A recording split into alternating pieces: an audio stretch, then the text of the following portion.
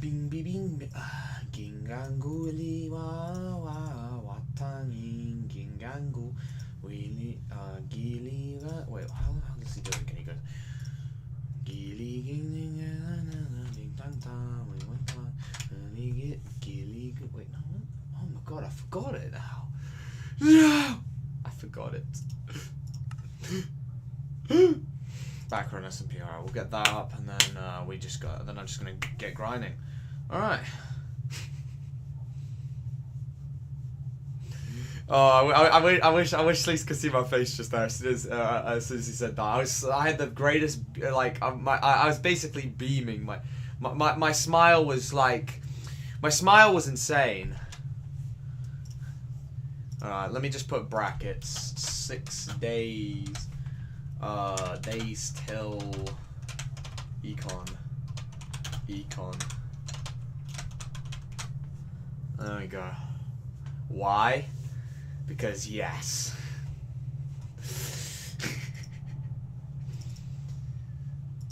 Okay, let me what is it? There we go. I've got it up now. Alright, there we go. Alright, go away now, guys. Alright, I'm gonna start the timer and we're gonna get grinding. Alright. But I gotta go get as much work done as possible. You know, that's a physics time right there. Work done. Don't do physics though. Oof. Just finished my day of bulking. I know everyone's gonna say, don't you bulk every day? Well, for the last 3 days before today, I had been on a very good diet, actually, quite surprisingly. I know, very rare. Very surprising. Almost well, not even almost unbelievable. It is unbelievable. Okay, here we go.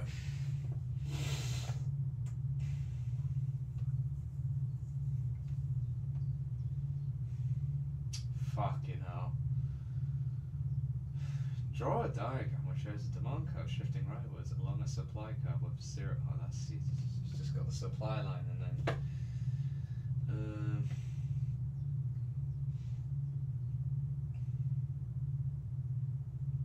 Zero price elasticity of supply.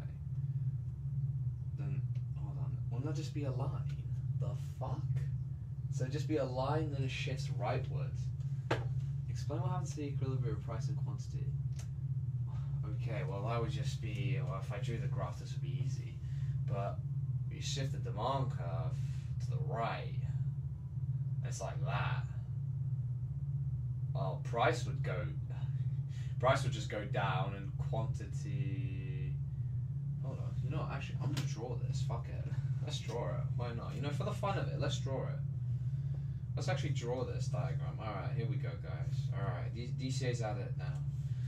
Alright, so if we had a demand curve, I think, yeah, that's the... DCA doesn't even know what a demand curve looks like. Price would just stay the same, wouldn't it? It's just the quantity would increase. That makes a lot more sense. Wow. The quantity is going to increase while price stays the same. Q1 to Q2. Wow! Wow! Wow! Wow! Wow! That's so skibbity. Alright, here we go. Alright, let's go. Next one. What's happening now? The interaction with demand and supply. As you can tell, I'm white. I actually hope I fall asleep instantly tonight. The interaction of demand and supply. We now... I thought I just said it. We now bring skibbity toilet. We now bring together the market and demand supply curve explained earlier in the chapter to see how the equilibrium prices are achieved in a competitive market of an economy. The market we will look at is the tomato market. Its essential features are shown in sorry, not that one. Market supply, market demand. The market demand curve shows how many tomatoes and all the consumers in the market plan purchase at different prices in a particular period of time. The market supply tomatoes, all the farmers and firms in the market would supply at different prices. The equilibrium market price is shown. It's okay with the market demand because of Ooh, I am weak in terms of verbs and stuff. No, not because I got fucking raped. It's because, well, I guess calling the push day is quite similar, to be fair. I'm just dying right now. Alright. I could actually I'd probably be best to stop eating for the rest of the day. Do continue my intermediate fasting shit. Actually, that's a good point, because I'll have to eat, because of school, I have to eat breakfast in the morning. So stopping eating earlier is actually probably the way to go.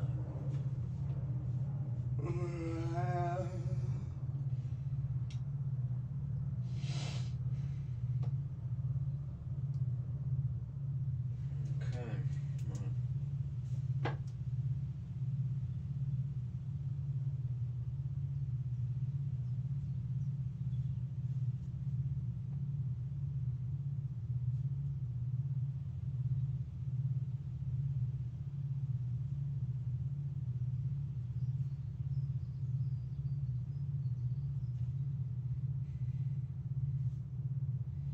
The reason why DCA is more locked in than usual is because I literally have now less than a week till my first exam. So after I've done a decent amount, I'm probably going to do a bit of memorising of what I've learned, and then I'm going to do probably some optimal graph drawing. Oh yeah, and probably I'll do a paper. So maybe I've only got 1 hour to make more notes, and then I've got to basically see how good I am.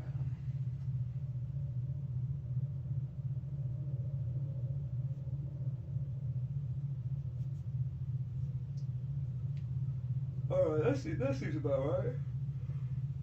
We say that. It's like about 30 minutes memorising, then we do some Econ plussed out optimal graph drawing, and then I go tackle a practice paper. Why not? Fucking hell. That seems about right.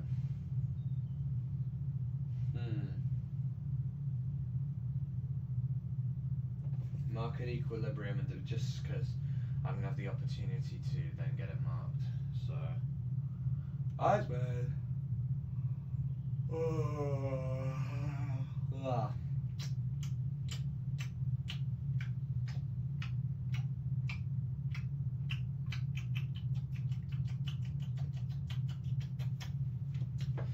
Alright, okay, so now market equilibrium and disequilibrium.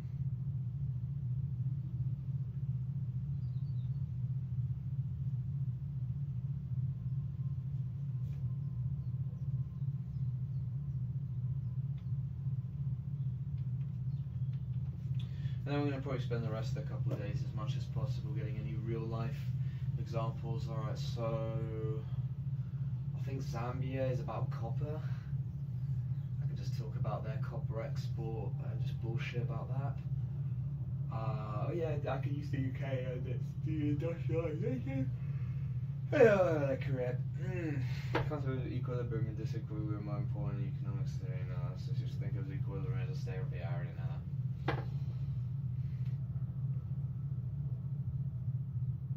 So, in a market,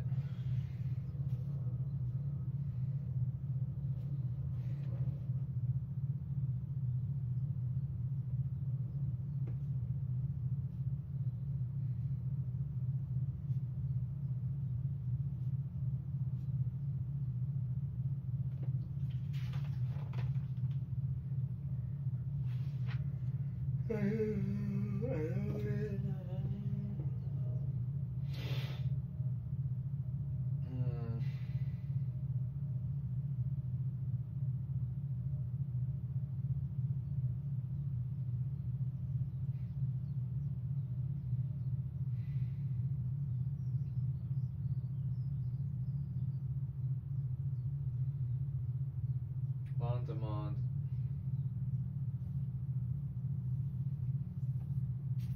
Market is equilibrium when planned demand equals planned supply.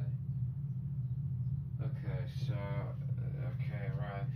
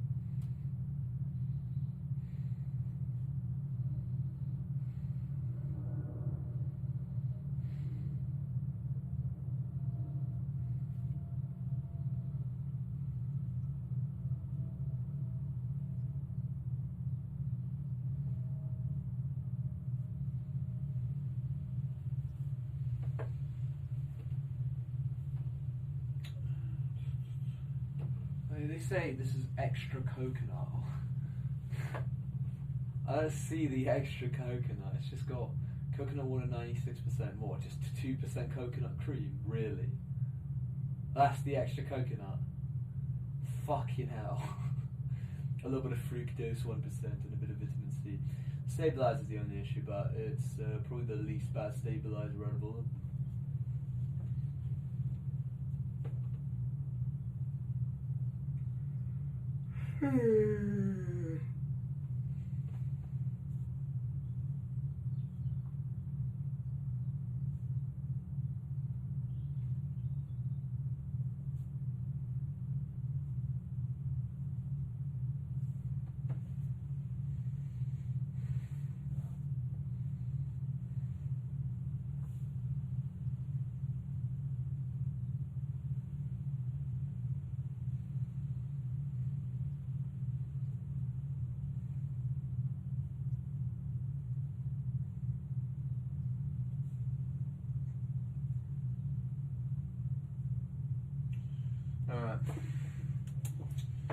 For all that, I'm more gearing towards doing an actual test paper at this point. Let's see, what would be a good one? 2022 or 2021?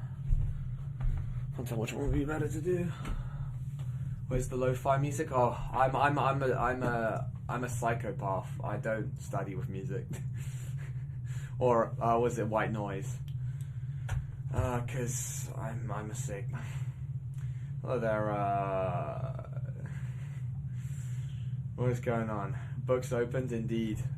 Let me catch up real quick before I go straight into finding a paper real quick. Everyone was against this. I swear yesterday I had like 4 people saying no, don't end stream, do a study stream. I've got two sides. I've got 2 sides here. 100 men versus gorilla. Well, like if we're talking average gorilla versus average 100 men. Well, depends. Are we putting actually average men, or are we putting like an actual, like, obviously you're gonna have in that average men, it depends how you do it, like the pinnacle of 100 average men, or the average 100. What would be like the average, if you were to pick 100 people in the world, what would be the average 100 men? You're probably gonna have like 5 people in that can actually fight. But I mean, if you get like the other 95 to basically tire out the gorilla by self-suicide, which isn't realistic, then yeah, it just really depends. If there's no psychology, like the people are people don't care about having no self-preservation, we're gonna win. But if we don't have self-preservation, then we're gonna lose. That's just how it is gonna be. Because you'll get tired out if after a while, but realistically, most people aren't. If we're talking average people, that's just not happening. New GTA 6 trailer just dropped. Yeah, I've seen it. GTA. I mean, it's gonna be a while before I do actually play GTA 6. I'll let them take their time. I've seen some behind the scenes videos. One great white shark versus 100 men in water, by the way. Oh well, Jaws has proven that we'd lose. I think that's an even easier fight. Actually, no, realistically, that's actually more probable we'd win that, because if you have even one diver, they're already enough to beat the great white shark. Because from what you can tell, you just gotta fuck with their nose a little bit, and then they then they shit themselves. So yeah, sharks. The shark would probably lose very easily. Oh, there'd be a lot of casualties, but it's far less of a question compared to even in water. Obviously, if it was outside of water, holy shit, that'd been easy. I don't think even a single person would die. Maybe one. Yep, but I indeed had the book opened. People want study stream, not these these kind of study streams. What would they want in a study stream? That's what I don't understand. How can I make it more accommodating? Alright, either way, I need to get AQA Economics, Paper 1, pass paper 1, A level. Let me get the past papers up. All right, so let's do June 2021.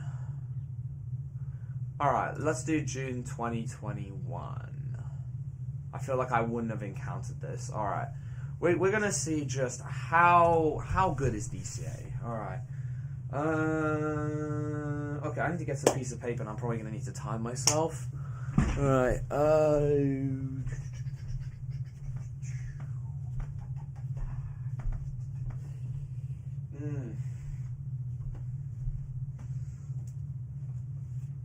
This would probably be the best option. Alright, we're gonna try and do an econ paper. Fucking hell. We're gonna try and do an econ paper.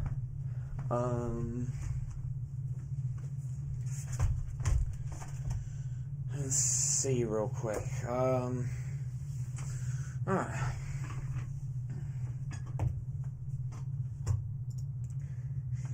Not studying, exactly what I mean. Alright, let me, well, since I'm not going to be there for the next 2 hours, I might as well just move the camera over here. Alright, we're gonna try and do this in time conditions real quick. Alright, okay, so basically 2 hours, 40 minutes is essentially, or maybe even just put 2 hours, 16 minutes and 41 seconds is where it ends. Actually, no, it's easier just to do this, just get a timer up, and then just put like, I don't know, 2 hours. There you go. Alright, let me just make sure I go take a piss real quick, and then, yeah, I'm gonna do this actually timed, I know, insane. On this 3D stream while on Roblox. It's actually coming out today. Rip for me then. Alright. Okay, well, DC is a psychopath, so he's just gonna... Yeah, I literally can't eat any more of that stuff. I basically have my cheat day, but my god, my stomach has shrank. Or it's because I'm not 18 yet, but we're itching closer to being 18. That is not good.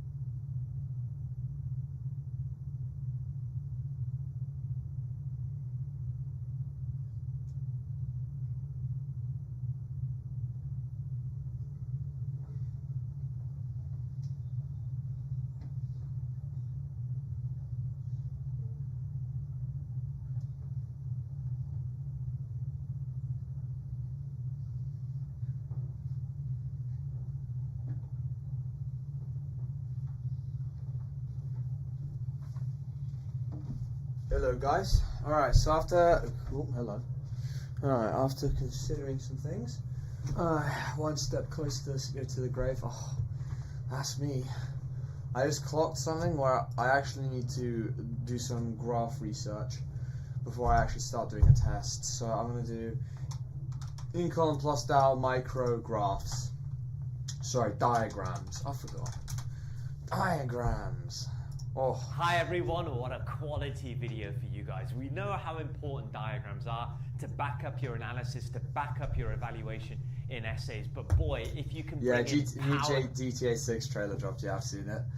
I mean, a year later, I'm not surprised, like, they're doing what they did with Red Dead, and there's a lot of motion detecting, so I can imagine that's going to take a long time. I would rather they take their sweet ass time than release a half-finished game.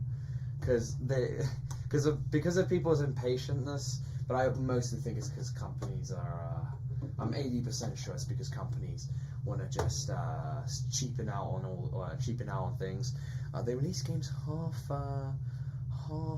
made, so yeah, not great. Okay, so there's 7 power diagrams. What's the difference? And the bottom bit. What is the difference here? Oh, amazing! Monopoly, higher quantity. So he's got a second. We're charging the high price. I've said £6 million each. But here is your diagram with all the key bits included. Ah, so the indirect. This. Okay, you know what? I'll read this one. What do you mean a diagram? For a firm to undercut and go for 90p and try and hit this £6 million profit. Okay, so the subsidy graph is actually viable. What the fuck? It's a brilliant diagram, very okay, so I've got 2 graphs already that I am going to abuse. I've got the enhanced supply and demand curve. Reason why is because I found, because this guy's taught me a few little tips and tricks to make my graph a little bit better. So I can bullshit and stuff. Because look, here's the thing. I may have somehow managed to get an A star in paper 2. I'm still in disbelief. Like, okay, fine. Okay, I got the ratio question. Got 2 out of 4 on the 4 marker. But somehow I managed to get 8 out of 9 here. I managed to get 20 out of 25. 18 out of 25. And what do I get for the 15? 10 out of 15. Like, I don't even know. How did I get 75%? Like, god damn. Like, my 15 marker let me down, but I don't... Well, my 15 marker is 1 page and a half, so hey. Hey. It's not, you can't be expecting much from that. Yeah, that's why I'm in disbelief. Powerful, this will massively impress you. Oh, he said massive, guys. You know what else is massive? Lord! Your examiners, put it in your revision notes, give it weight. Now number 4, your indirect tax diagram. Know this diagram well because dissecting it will give you so many different areas. This is your basic demand and supply version, but you can also apply the same concepts to a market failure diagram where you're using an indirect tax to solve a given market failure. So here is your diagram with all the key bits included. You need to make sure you can do all of these 6. Alright, bet. All of those 6 things. Alright. Because from what I'm gonna find out how they mark these papers. Because if it's the case where, okay, the guy marks both your 25 markers, but doesn't mark your 9 and 15, that's gonna give me a lot more wiggle room. That's gonna mean less graphs are gonna be needed to be learned, and that means I can focus more on analysis and knowledge.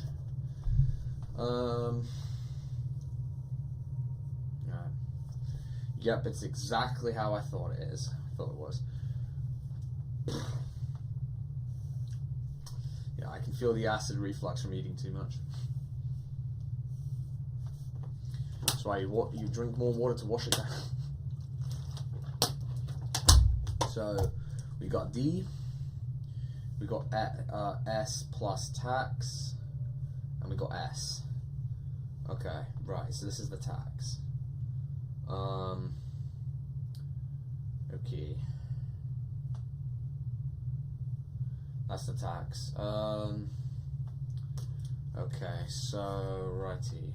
So this is gonna be price, quantity. I see that this. I can see this is quite an important diagram right here.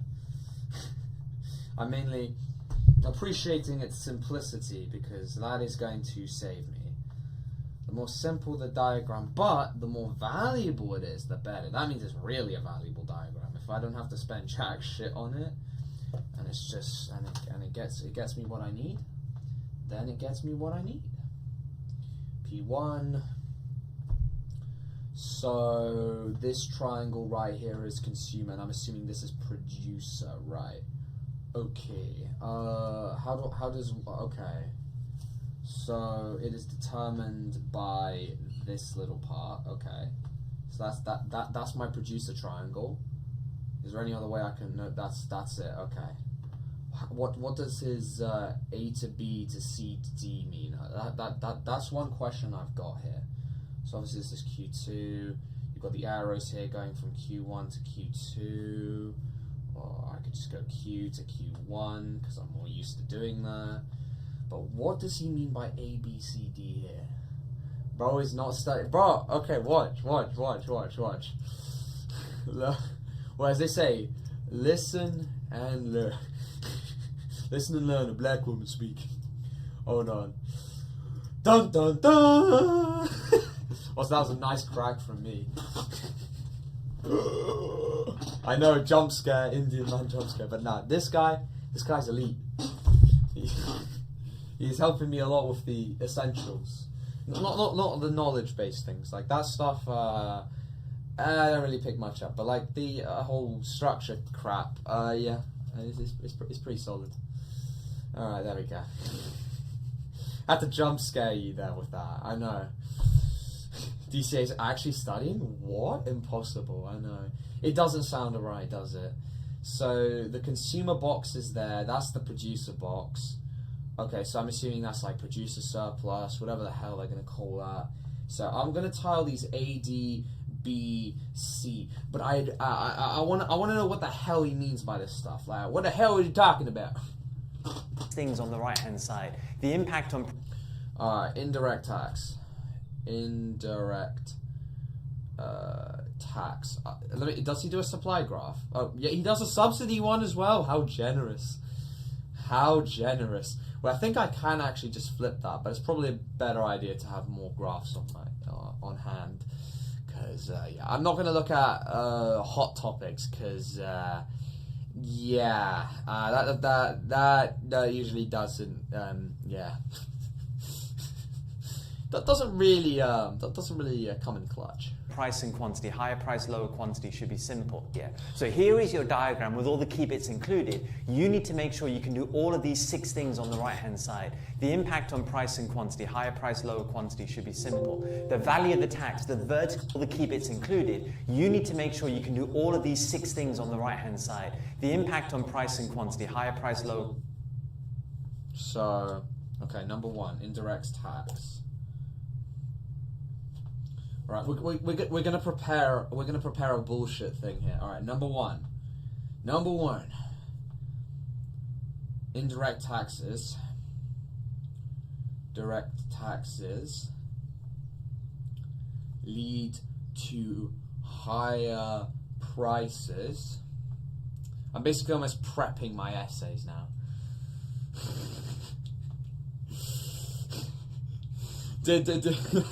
I see Dylan. You can. Was it?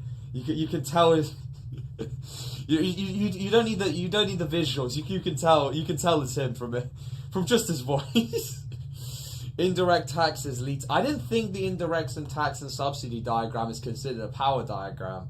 I called it my bullshit diagram because it was just a regular supply and demand diagram, but I could just put plus tax. But okay, he's making it slightly more complicated with the consumer and producer surpluses. So that's fine because I need more points. Indirect taxes lead to higher prices on goods and services. Goods and services afflicted. Services afflicted. Causing you could say, yeah, causing subsequent demand to decrease due to the higher price,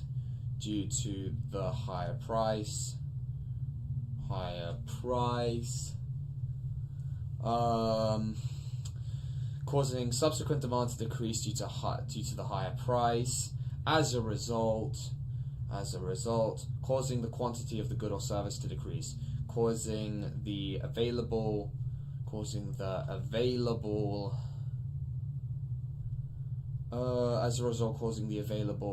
shit. He's got 6 points.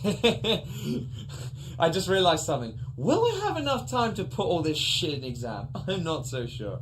As a result, I'm already making a mini paragraph right here. Then again, it's going to look way smaller in the actual exam. Due to the higher price, as a result, causing the available quantity of the good or service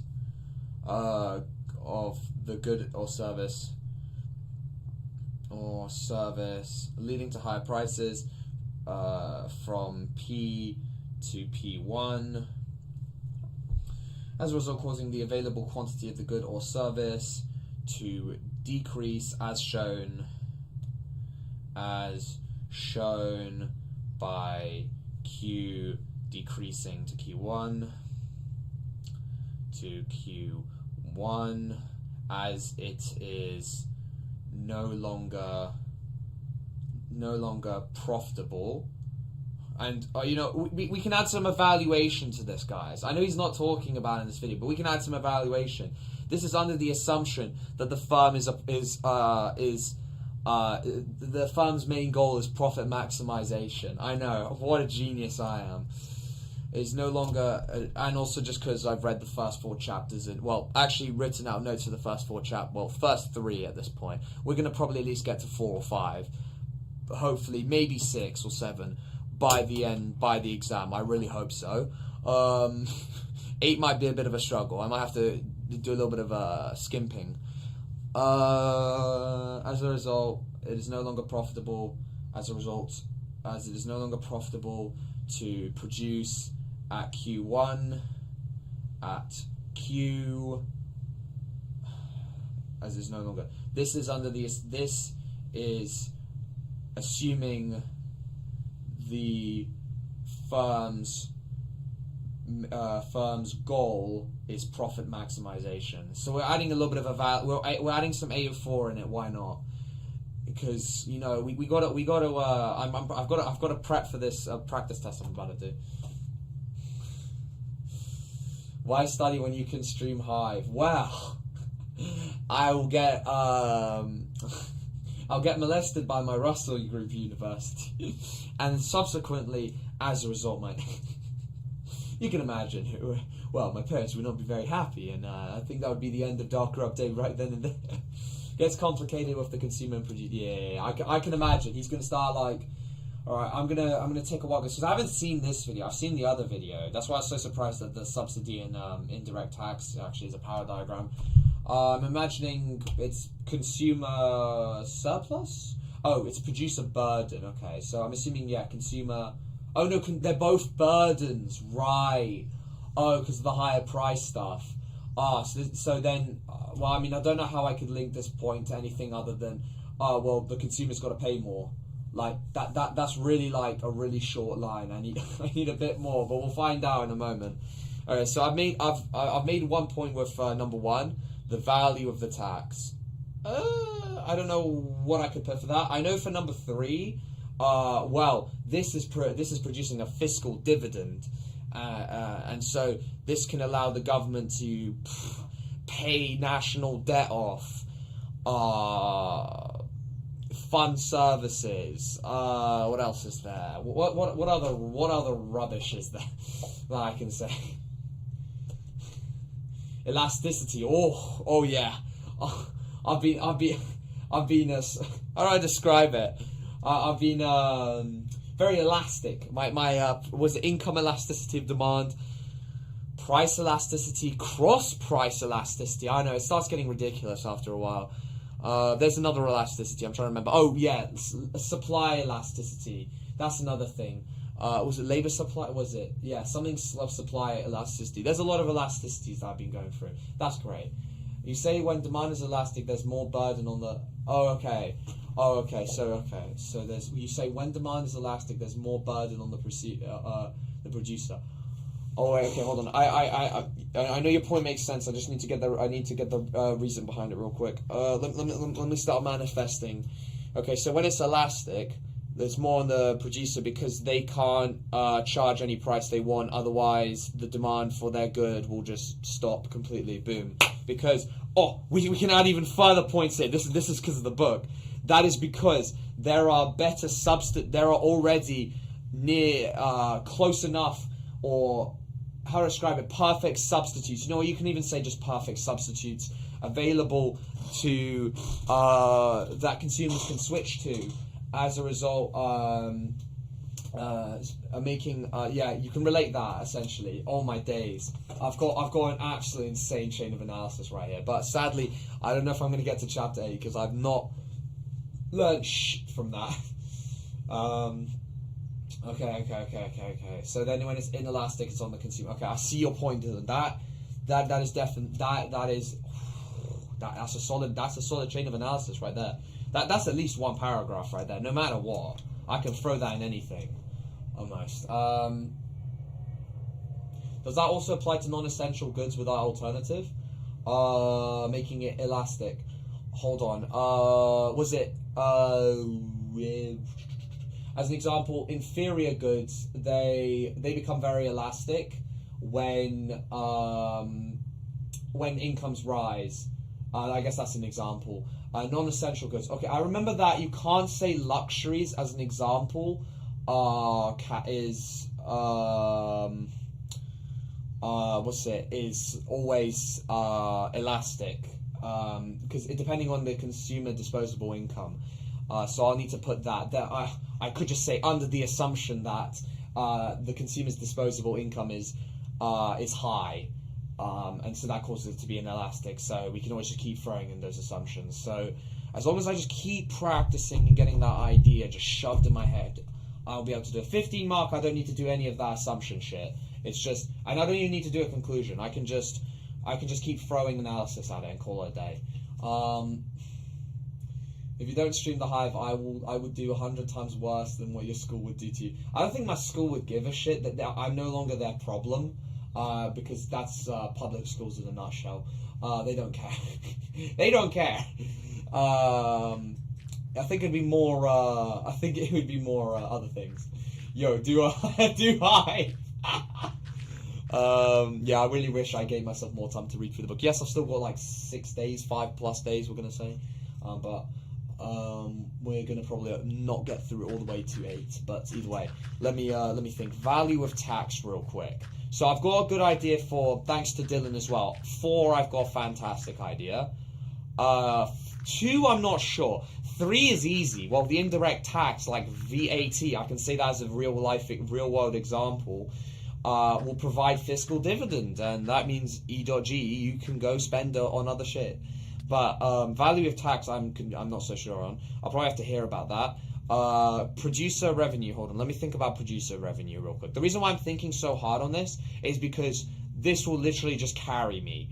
I'm also going to find out what, because obviously, probably most people know this kind of, is that the economics examiners, they don't check. It's not the same examiner marking every single question. So hypothetically, you could just use 2 diagrams. So as long as your 2 diagrams are so perfect, you literally can just get your A star. However, from what I've heard recently, they've been doing, shortage of examiners has led to same examiner marking certain questions. Now my question is that they're just going to mark the other 25 marker, or is it the whole paper?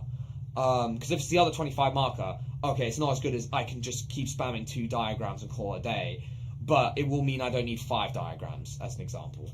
It will mean I don't even need, like, 3? Yeah, about 3. For tax, say it can be regressive as lower income earners spend more on goods and services. Regressive. Hold on. Regressive tax. Wait, is regressive tax where... Hold on. No, I know what you mean. We might as well just call it value added tax, not value of tax. Just VAT. Yeah, it is okay. Oh yeah, no. So I'm assuming this is what a regressive tax is. A regressive tax is where the poorer you are, or the less income you earn, the higher your percentage of tax you're paying. So I guess that's that would make sense. They spend more on goods and services. I could also, don't know if this is really a point, but I could say this is because higher income earners avoid these don't spend as much on goods and services. Well, they don't contribute as much percentage wise to the value added tax, because they usually are able to avoid it via tax avoidance, something like that. Because all I remember is tax evasion. That's a horrible point. You can't use that, because I don't know. I think it's probably just because it's overused. It doesn't sound smart. So okay. So then let me think about producer revenue. Well, that's if it's like, I don't know. Yeah. How would producer revenue come into this? Like, are we talking like the producer? No, that wouldn't even come from the burden. So how does producer revenue come into this? Deadweight welfare loss. Hold on. Well, I know it's that triangle in the middle there. That's the deadweight welfare loss. I'm assuming that's the deadweight welfare loss is usually for the consumer. I'm assuming that's like that's the amount of extra income, extra money they would have been able to have saved, that they wouldn't have had to have spent if it wasn't because of the inelastic demand or something like that. Can I be the streamer then? I guess. Well, I mean, Janzi, you could stream. I say that's the best. I think that's the best way to do it. Oh, it's somehow a drill. I see. Okay, all right. Hopefully, I'll remember that after a bit. Hopefully, I'll remember that. All right. So number 2, we'll just say value of tax,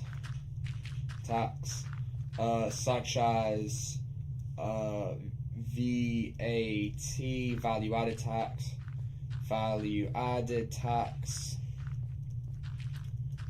is a regressive tax because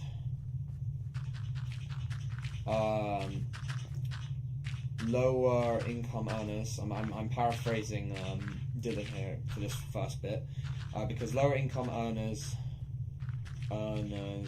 generally spend more on goods and services,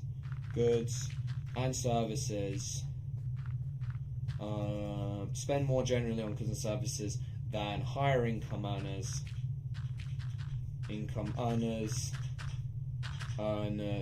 Percentage wise,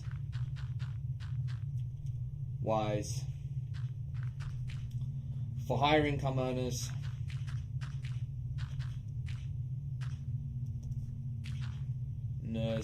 this could be a result of tax avoidance, or, and then obviously I'll say something for lower income earners, or the price percentage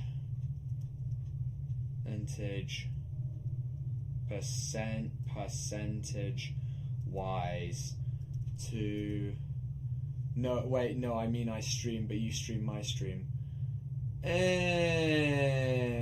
That would be basically like promotion. I see your point, but that would just be promotion at that point. I mean, I don't know if it really would help because there's not really many views. I hate to be the burst of the blue, but I don't know if that's really going to help you very much. Give me promo, please. I don't think it's going to help very much. Also, DCA is going to find a way to add a price tag to that in future. But I mean, I can't just put your link in the channel if you're going to stream right now. Isn't that just the result of demand and available capital not scaling at the same rate? Wait, let me see it. Let me try and gauge this. Well, you mean like for higher income earners, as an example, they have so much more available. Well, I guess capital's apparently a different word in economics, is relating to the factors of production, like capital equipment like a machine, and not actually money for some reason. I don't ask why. It's very strange. But it's like the demand from rich people is like far less or something like that, percentage-wise, compared to like lower income earners. I'm not completely sure. Might need a little bit more elaboration on that, Dr. Pina, but I think I see your point. I think. I don't know. I'll have to say that. Or percentage-wise to price of goods, price of total goods, to price of all the goods they're buying. Goods they're buying is lower. The price of all the goods they're buying is lower.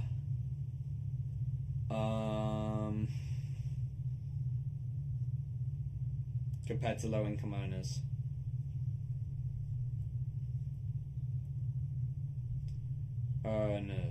I'll just leave it like that because I think point 3 is better. This indirect tax leads to. I wonder though, can I just use a indirect tax and a subsidy graph, like a separate graph, so not lose marks? Because if that's the case, that would be really good.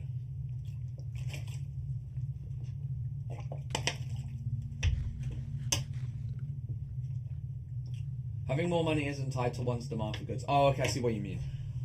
Yeah, that is true. That is true. They could just not. They're probably more satiated, more happy. I have a better idea. You put my channel in the description. Now you see, if I do that, it would, yeah, like the members, the people who actually pay me money, would feel a bit more ripped off. Yeah. You see, yeah, that wouldn't work. As much as I hate to say it, this indirect tax leads to fiscal dividend. But I can't just put a link to your stream there. I still need. Well, first thing is you will need to become very active. I hate to say it on the streaming thing. So if you can manage to do that, you'll be able to retain viewers. That's the most essential thing. You might buy more or more expensive stuff, but it might not scale at the same rate as your income. Okay, yeah, no, now I fully understand what you mean. Yeah, I think I did kind of write that down, but yours is a better, more technical term of saying which would get more marks. My point is that your income, as an example, like in terms of percentage wise. Hold on, let me read what I said. For higher income earners, no, not that point. For higher income earners, the price percentage wise, the price of all the goods they're buying is lower compared to low income earners, because low income earners need to spend a greater proportion of their total disposable income or total income on goods and services, whilst richer people, even though they're buying in total more expensive goods, percentage wise their income, it isn't as much. Immediately connect that to tax evasion. I thought so. I mean, I put tax avoidance because it's the legal version of doing it, because tax evasion, from what I've heard, absolutely gets you fuck all. So it's just like, yeah.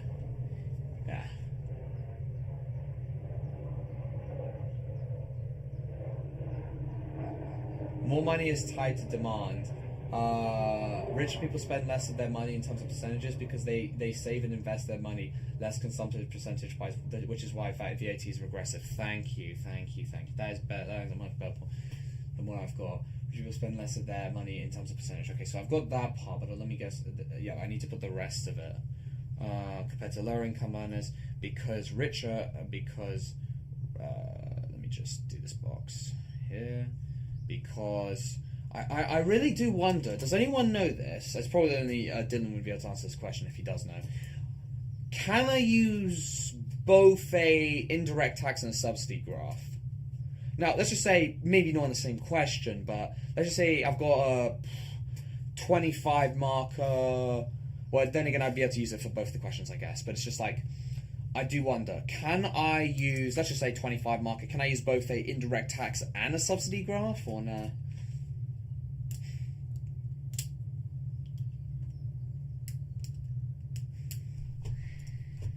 What was it?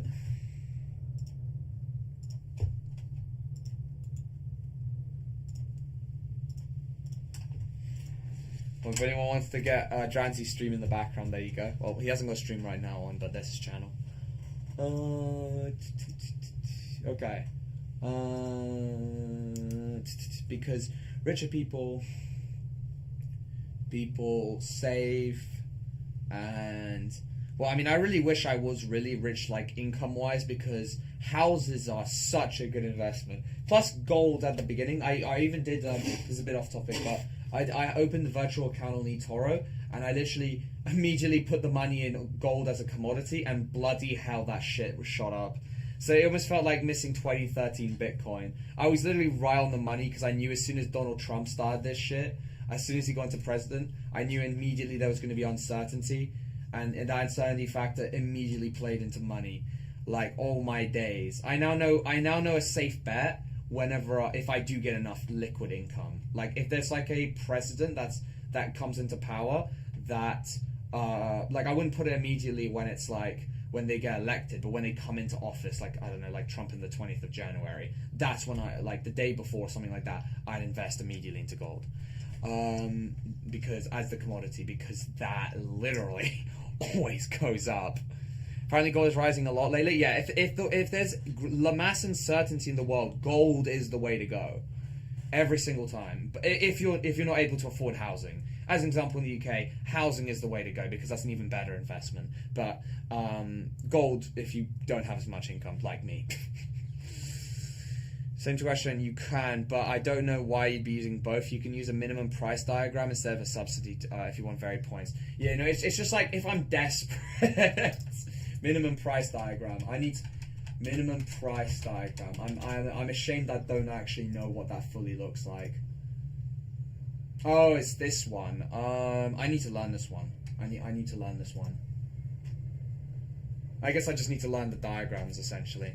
This indirect tax leads to fiscal dividend for the because rich people save and invest their money.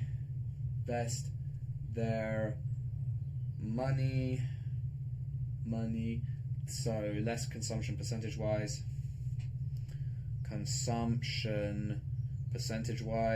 because like my analysis points are mostly going to be behavioral economics, because I know that shit like the back of my hand. Choice architecture, anchoring, nudging, nudges, heuristics, like rule of thumb.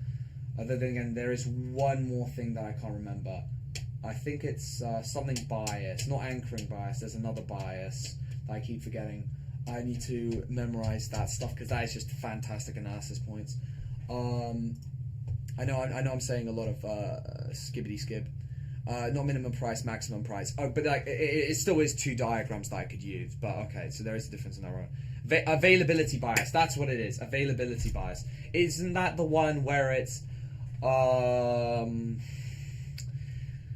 like not the first piece of information, but fuck, that's anchoring. What is availability bias? It feels I'm actually annoyed at myself for forgetting this. Let me actually just let me actually go get my book real quick. Why the fuck am I forgetting the availability bias? Come on, DCA, where is it? I don't know where is it? Come here.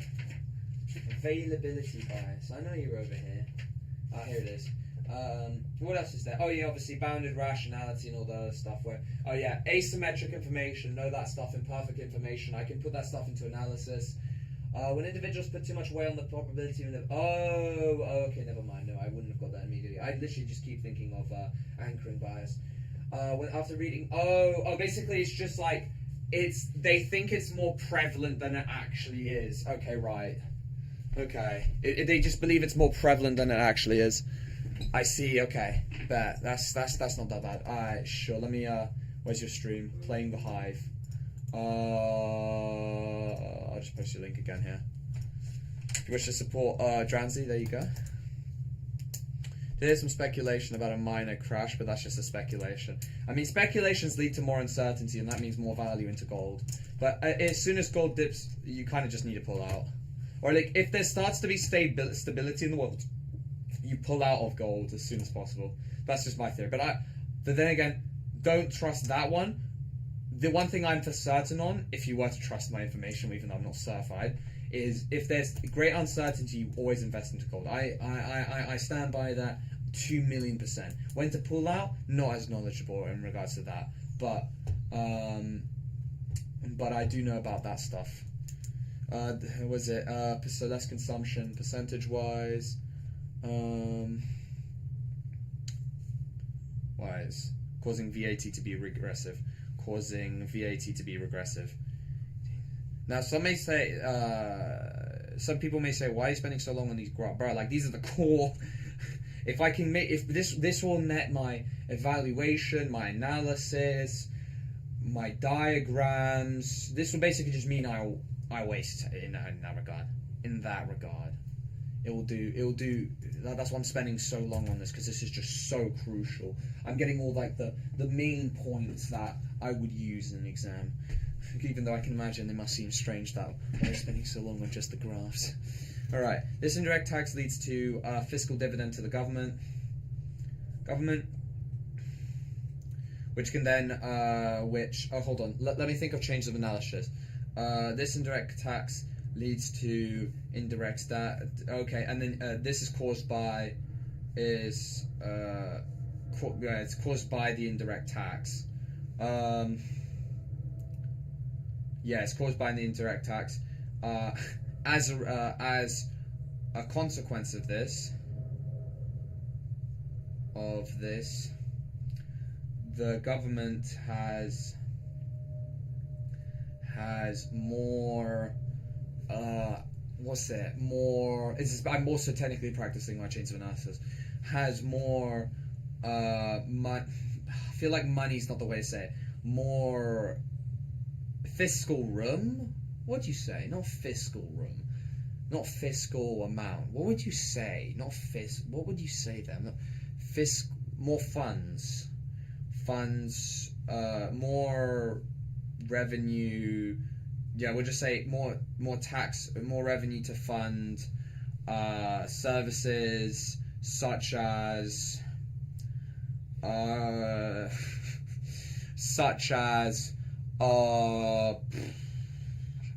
healthcare, like the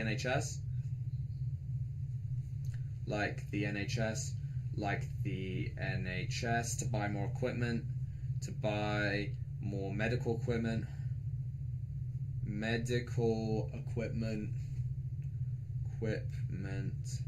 like what's a medical equipment? Renal dialysis, like equipment for renal dialysis, for your kidneys. I'm using some bio knowledge here now. Or pay back the national debt, giving more room for the next budget, more fiscal room next budget. I'm currently at school, so I can't stay just saying, hi, Mem, don't worry, focus on the school stuff. Consumer and producer burden. Okay, number 4. Consumer or producer burden. I see why he's doing this. At C plus B.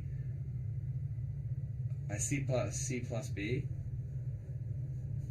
At CB, the producer pays the financial burden of the indirect tax because demand for the good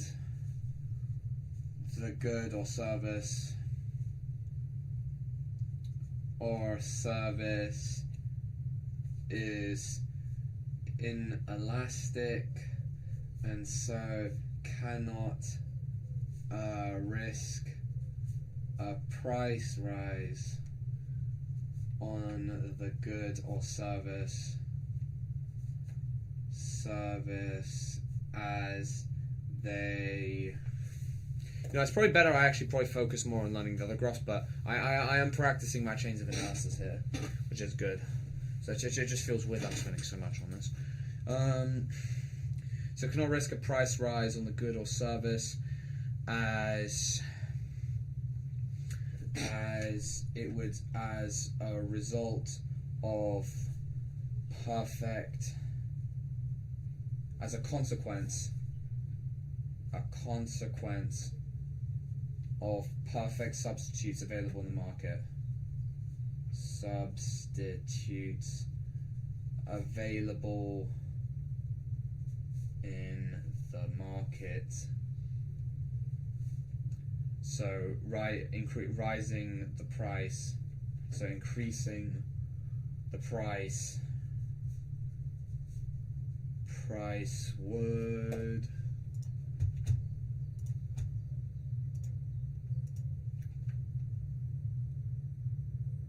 increasing the price would increasing the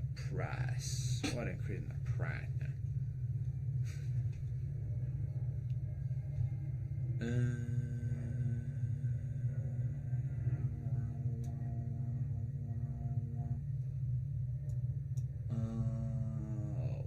what would you call it? Increasing the price would lower the demand to 0.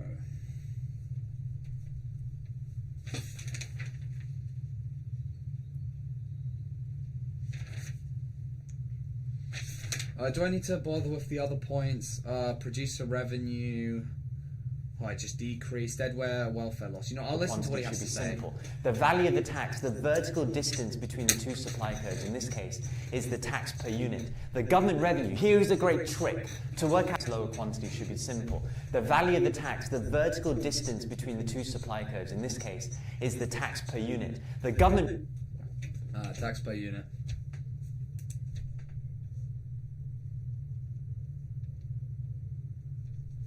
Revenue. Here's a great trick. To work out the government revenue, always go to the new equilibrium, that is over here, the new equilibrium, work out the vertical distance between the two supply curves, that's the tax per unit, multiplied by Q2. That will give you the area of the box, P2ABC. That is the government revenue. Great way to work it out. New equilibrium, that's the key thing to remember.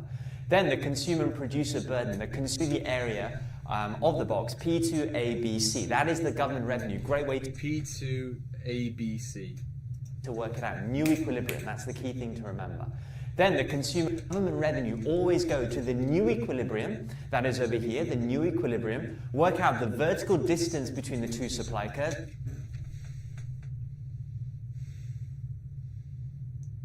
P1 ABC times Q2. So that's the tax per unit multiplied by Q2. That will give you the area of the box, P2ABC. That is the government revenue. Great way to work it out. New equilibrium. That's the key thing to remember. Then the consumer and producer Q2. That will give you the area that is over here, the new equilibrium. Is bro listening to those alpha male channels? I mean, if he wasn't doing economics, I see your point. He's so hype about it. Work out the vertical distance between the two supply curves. That's the tax per unit multiplied by Q2. That will give you the area of the box, P2ABC. That is the government revenue. Great way to work it out. New equilibrium. That's the key thing to remember. Then the consumer and producer burden. The consumer is paying the difference in price of that box. So of that box, which is government revenue, the difference in price portion is the consumer burden, or the consumer and producer burden.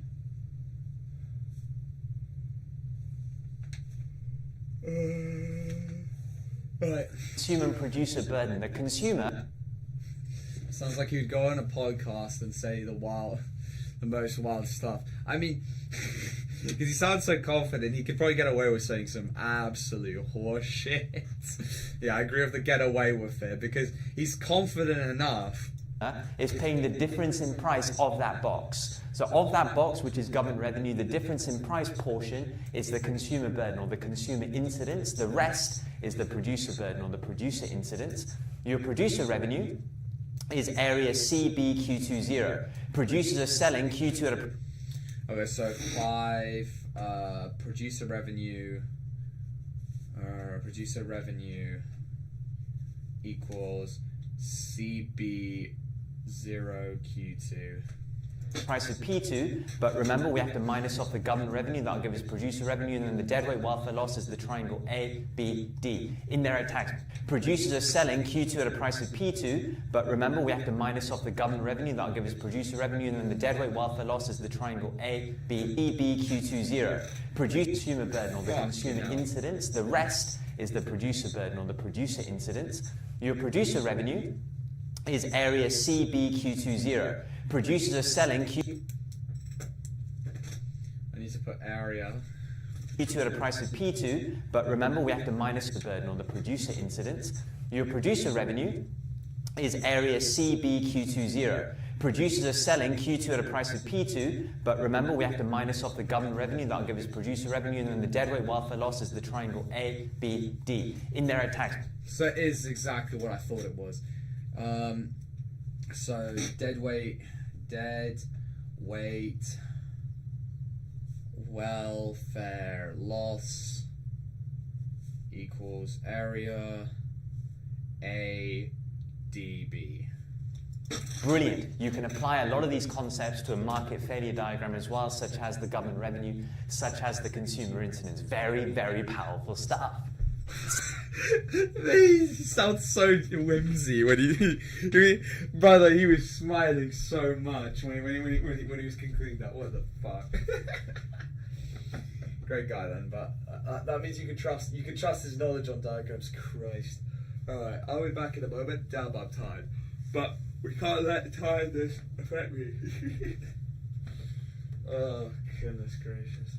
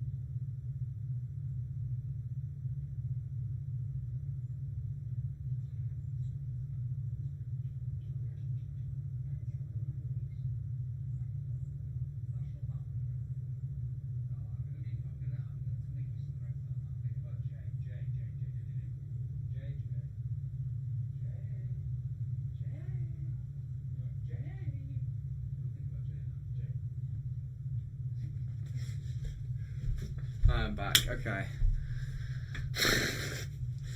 Same thing for a subsidy now. This comes up a lot in the exam when we have to break it down into the key bits. This is the basic demand and supply version, but again, we can apply.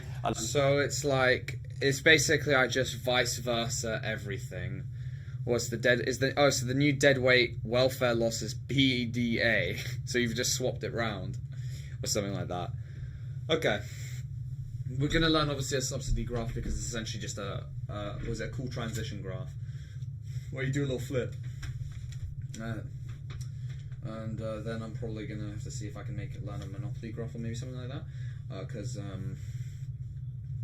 I need to ensure that I can maximize thy mark.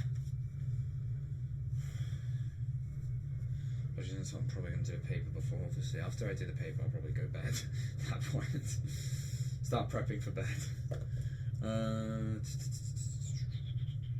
Subsidy S plus sub S.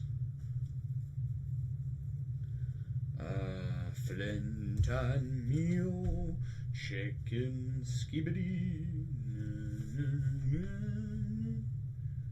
Flint and meal, chicken jockey. Flint and meal, Flint and meal, Flint and meal, Flint and meal, Flint and meal, Flint and Flint and Flint. Flint and meal, Flint and meal, Flint and Flint and Flint and Flint. Flint and meal, Flint and meal, Flint and meal, Flint and meal, Flint and meal, Flint and Flint and Flint and meal, Flint and meal, Flint and Flint. Flint and meal. What happened to this one? A lot of these concepts. What happened? What happened? We're so... Well... Okay, yeah, you got this one, right.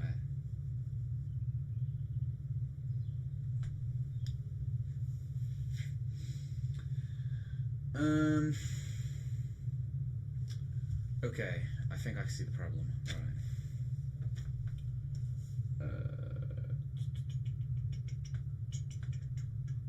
Tum tum tum tum tum tum suhar.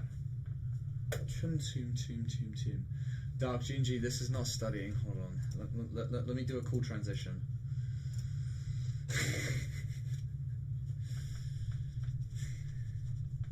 What the fuck? Did I draw this in pen?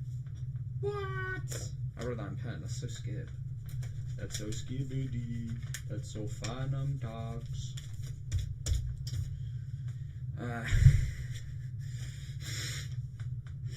You're literally saying tung tung tung suhar, bro. He's literally that is studying. I don't know what you mean. That's studying, bro. Alright, I need to lay the bait again. There we go. That's the bait. Let me just call this P, and we'll call this P1. Yeah, Q1, and it's gonna go boom. We bring the boom. That's what we do. We bring the boom. That's what we do. We bring the boom. Bro, gonna fail, bet you. Yeah. I mean, look, it's not going in my favor now, because what's it? Look, he did say it's harsh marking. He said all this stuff, but I got an A star. I don't believe it. Look, I know many people be like, "You got an A star. What are you gonna worry about, brother?" Unfortunately, I don't trust, like, not just me, you could say I'm paranoid, but other people don't trust that they're getting such high grades as well. It just doesn't seem legit. It seems, something's off here. Like, imagine you're thinking you're gonna get an A star, especially when you're, like, this many gaps like I've got. Like, when I say I've got a lot of gaps, I have a lot of gaps. Where I'm like, I legit don't know, I do not know that many graphs. I literally use the bare bones diagrams in this test. I use the most bare baboon. Look, I literally was using bare baboons. This is the macro paper. I was using bare baboon diagrams, bro. There is absolutely no chance I got an A star there. Absolutely no way in hell.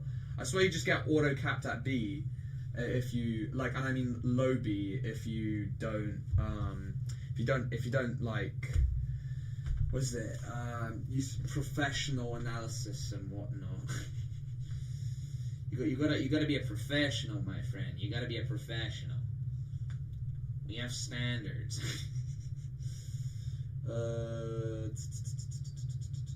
Tung Suhar.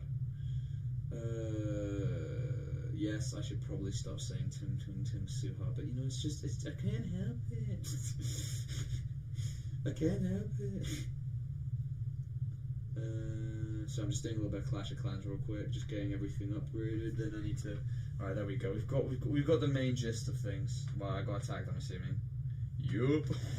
How was I gonna win against the guy with dragons, bro? I'm only Town Hall level 7. I'm not that good. I'm not. I only just got to Town Hall 7. Have you done the market structure diagrams? Those low-key hard. Market structure. Are you talking about like the monopoly curve shit? Like, nah. This is what I mean. How did I get an A-star, bro?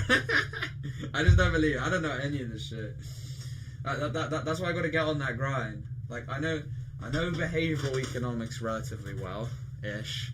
I know now elasticity decently well, and scarcity, but not that much. I need to know the diagrams now. Like, at least do the diagrams properly, if you get what I mean. Like, I could do like a mid-subsidy diagram. What's that going to do for me? Yeah, no, I'm going to try and get through as many of those kind of things because I need to be proper prepped. Q1 to Q1i. We're just going to see what he says about this diagram. To a market failure diagram where you use a subsidy to solve a given market failure. Here is your base diagram with all market failure. I got to relate this always back to the question. Why are we going back to that? Just start singing tung tung tung tung suhar in exams and you'll pass. Oh, actually, I have to do it in my head because otherwise you get disqualified. That's so sad. Why can't I use tung tung tung? Yeah, I hope I've still got like, we're going to say five plus days because there's only a few hours left of this day. Yeah, we're gonna need to get to those ones. Maybe not today, but we're gonna need to make sure we're as diagrammy and probably just learn any more analysis points as possible. Key bits on it. We need to make sure that we can use this diagram to show the change in price and quantity. Easy, lower price, higher quantity. The value of the subsidy. All right, I'm just gonna do like the quick ones. Lower price, higher quantity. Like, I'm not going to spend too long on this because I get the gist. I literally can just vice versa all this stuff. It's easy.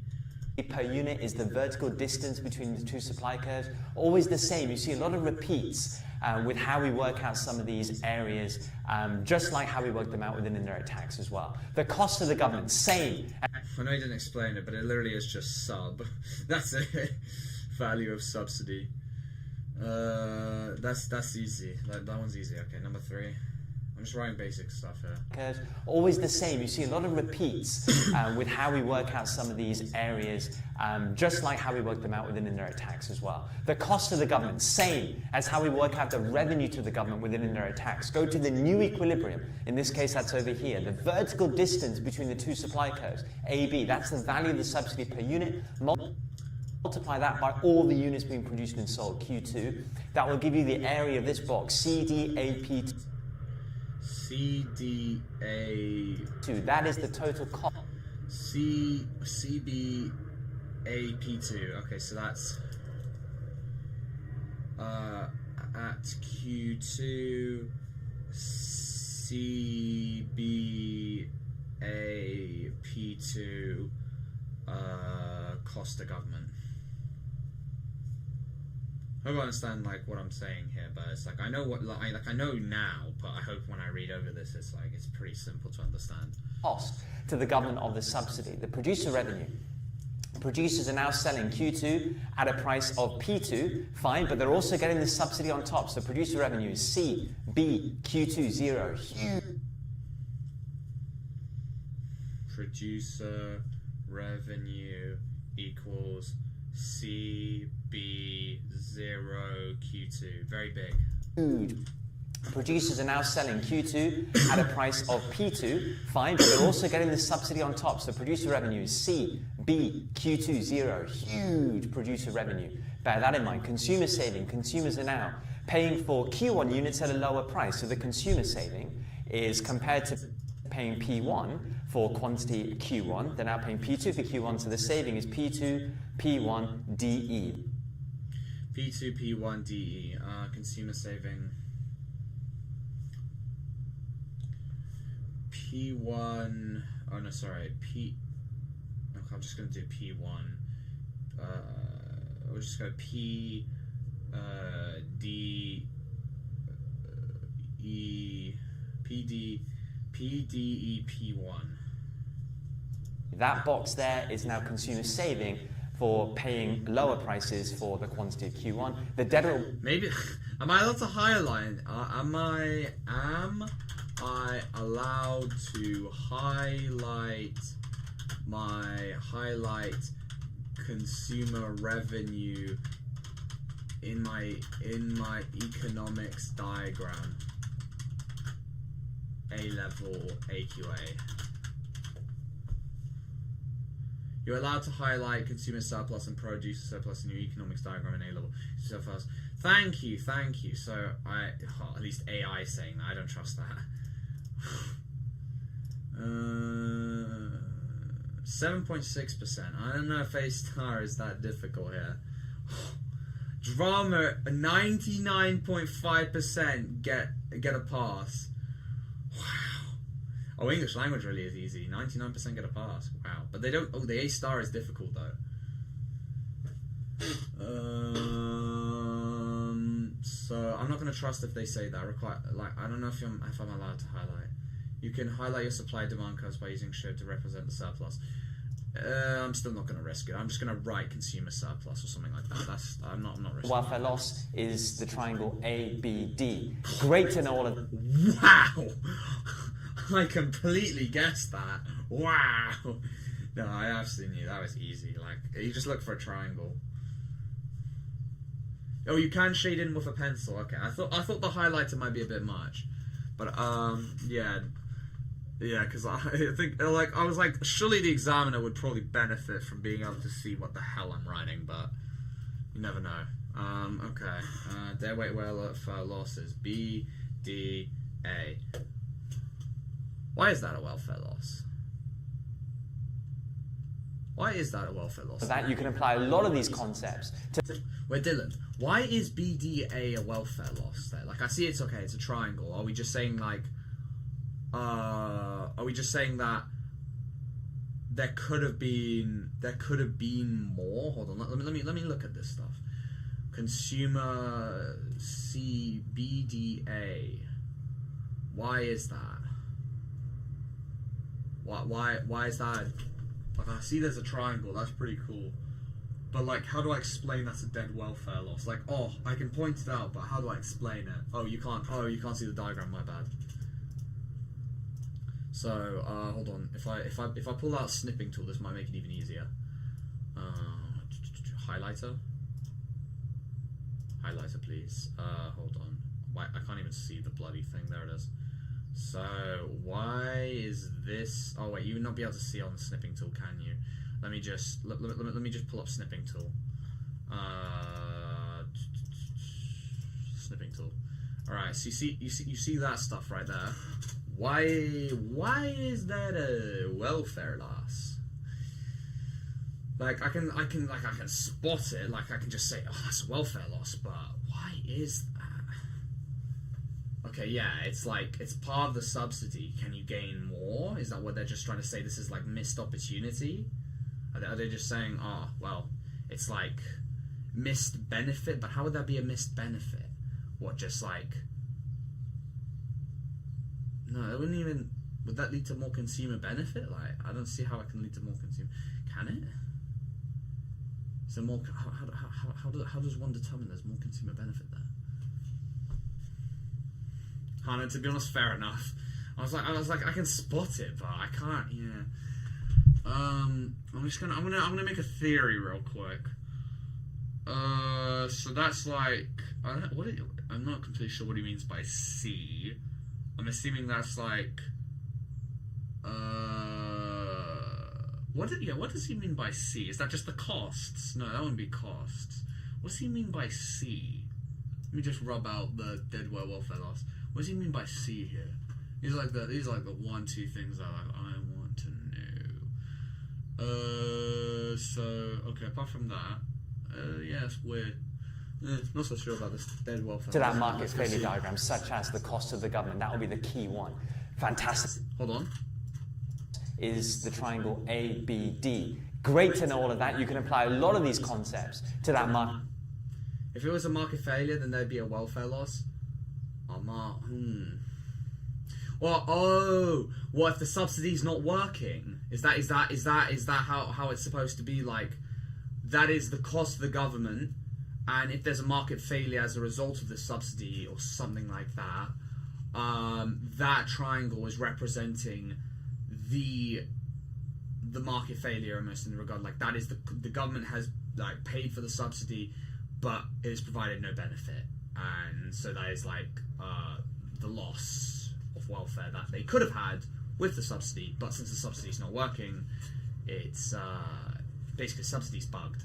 Market failure diagrams, such as the cost of the government, that will be the. So using diagrams, there are PED and total revenue. Really? This is a diagram? The fuck?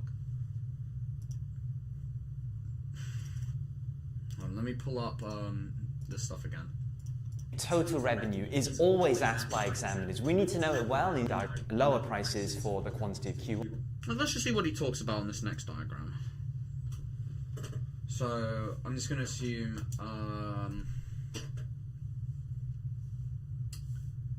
BDA. This is caused by market failure. Market failure. If the subsidy wasn't used to amend the market failure, then it would be the welfare loss of the market failure if it was a market failure diagram. Right, so that so the dead weight welfare loss is if there wasn't a subsidy. Okay. Well, okay, dead weight welfare loss. This is caused by market failure if the subsidy wasn't there to amend it. Wait, so is this kind of the same on the indirect tax diagram where it's like that triangle is if the indirect tax wasn't there and that would have caused market failure or something like that. The subsidy wasn't there to amend market failure. Because it's like this is kind of like obviously like a final point kind of thing. So like the other triangle for the indirect tax thingy majiggy, deadweight welfare loss. I'm assuming that would be also market failure from that. Is the only thing I can think of the market failure would be for an indirect tax is if it was a demerit goods, which is why that has an indirect tax. So the only thing I can think of if that's the case is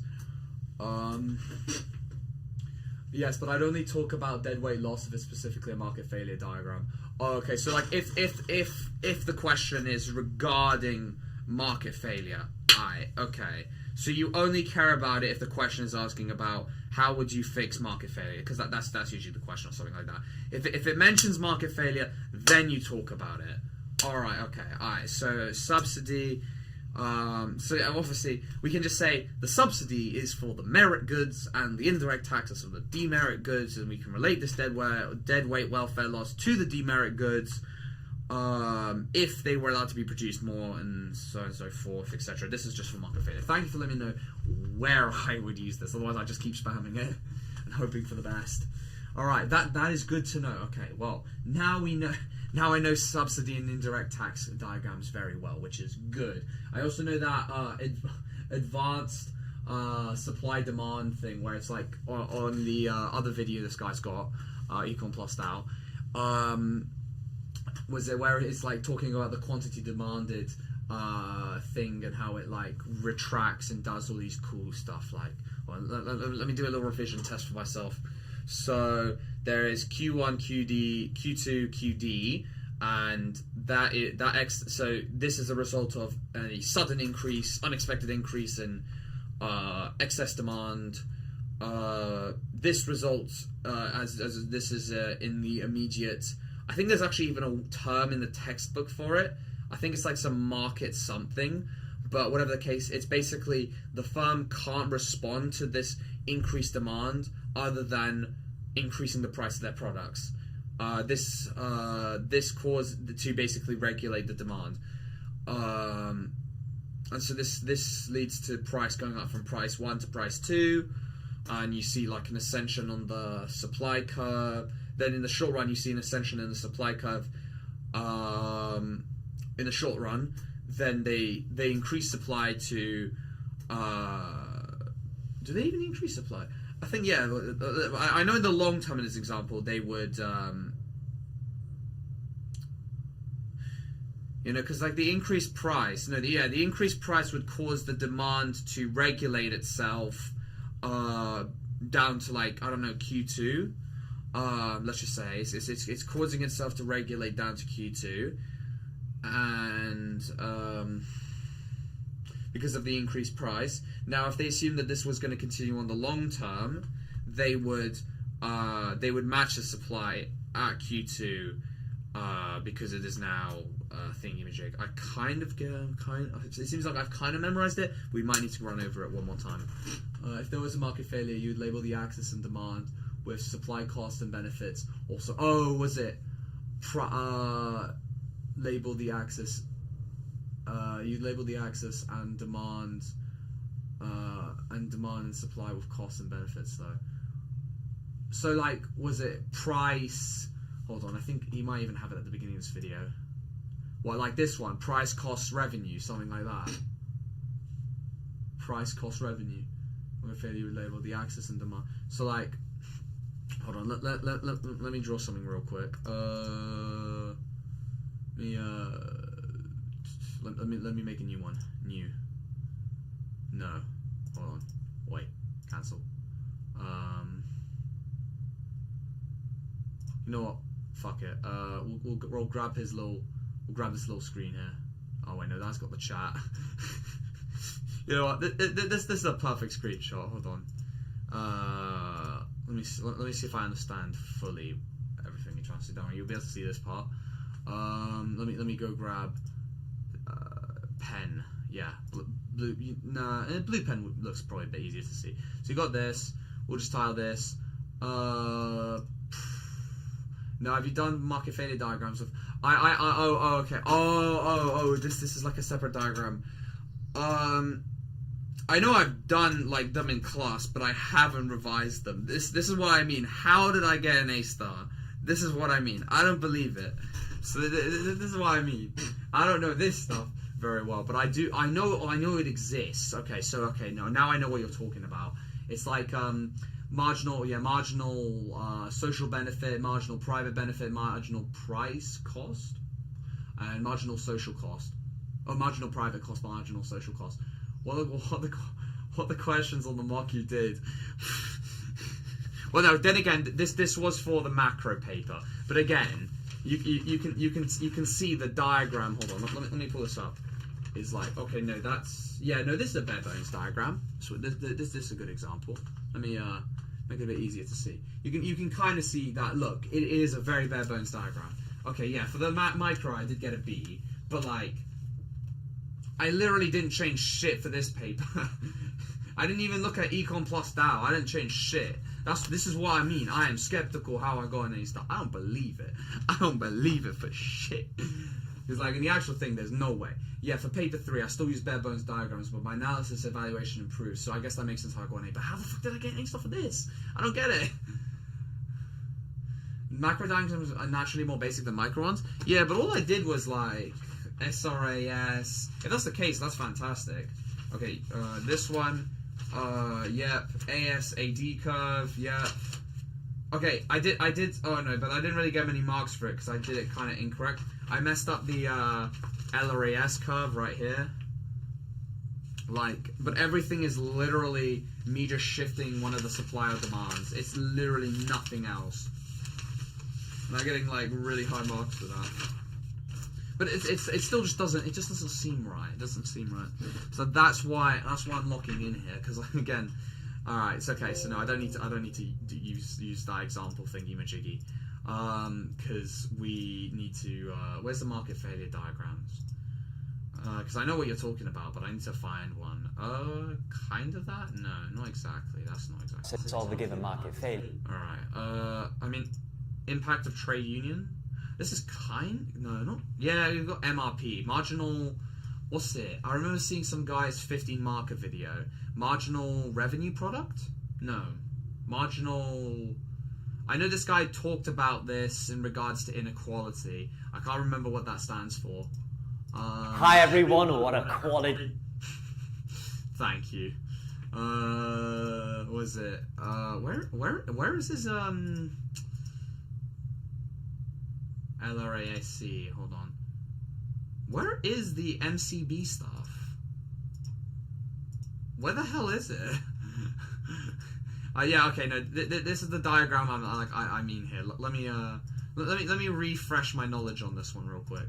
But what? Where are all the MCSB, MPB, MCPC? I'm assuming that's all on like a monopoly curve kind of thing, kind of. Something that seems so basic, which is a higher supply rival, and supply shifts, but... Because, maybe I wouldn't need it, but I feel like I would need it. Like, I would like to know essential diagrams, if you get what I mean. Alright, let's go see what he's talking about. We now know the diagram to draw, how to... Because it's great that I've got essentially 3 diagrams, the one after this little tiny section, and then the subsidy and indirect. But we need to get at least 2 more, minimum. I prefer to maybe get a spare one, just in case if for some reason I need to use 5. How to use it. And one of them doesn't work. Let's finish strong, shall we? And lastly, something that seems so basic, right? Your demand and supply shifts, but there is a way for you to show off tremendously when you're drawing these shifts, and that is to remember that when a curve shifts, it shifts for non-price reasons at the original price in the market, and that will always create a disequilibrium that will cause prices to change. When prices change, there are functions that kick in, right? Functions of the price mechanism that will move the market to a new equilibrium. So if relevant, when you're drawing these diagrams, go into that full process. Take a very simple example. This is a demand curve shifting to the right, such a basic diagram. We know the market's going to finish at P2, Q2. We get that, but if relevant, go into the detail of how that works. So this curve shifts at the original price of P1. The disequilibrium will now supply at the price of P1 is still at Q1, whereas demand is now at QD. That's an excess demand. That would put upward pressure on price, let's say from P1 to P2, and then go into the functions of higher prices. How higher prices will signal that there has been an excess demand, but crucially the need for more resources in the market. Higher prices incentivize firms because of higher prices to produce more more output now and make more profit that way. That's the incentive function of higher prices. And expansion along the supply curve makes that a... Yeah, I might have to look at some market failure diagrams. I feel like that's going to be essential. Wait, Dylan, I like your thoughts on this. What diagrams now should I learn? Absolutely. I'm assuming a market failure diagram is basically essential, especially since everyone's predicting that's going to be the paper or something. Even though take predictions with a pinch of massive salt. What other? Because let's just say hypothetically, my teacher says the guy who's doing the 25 marker will mark only the 225 markers. Then that means I can only need one for the 9 marker. That means the 9 and 15 marker I can just reuse one of these ones, unless the 9 marker requests a specific diagram, which I've seen before. They do sometimes request a diagram. If I get one of those, that's a GG unlucky.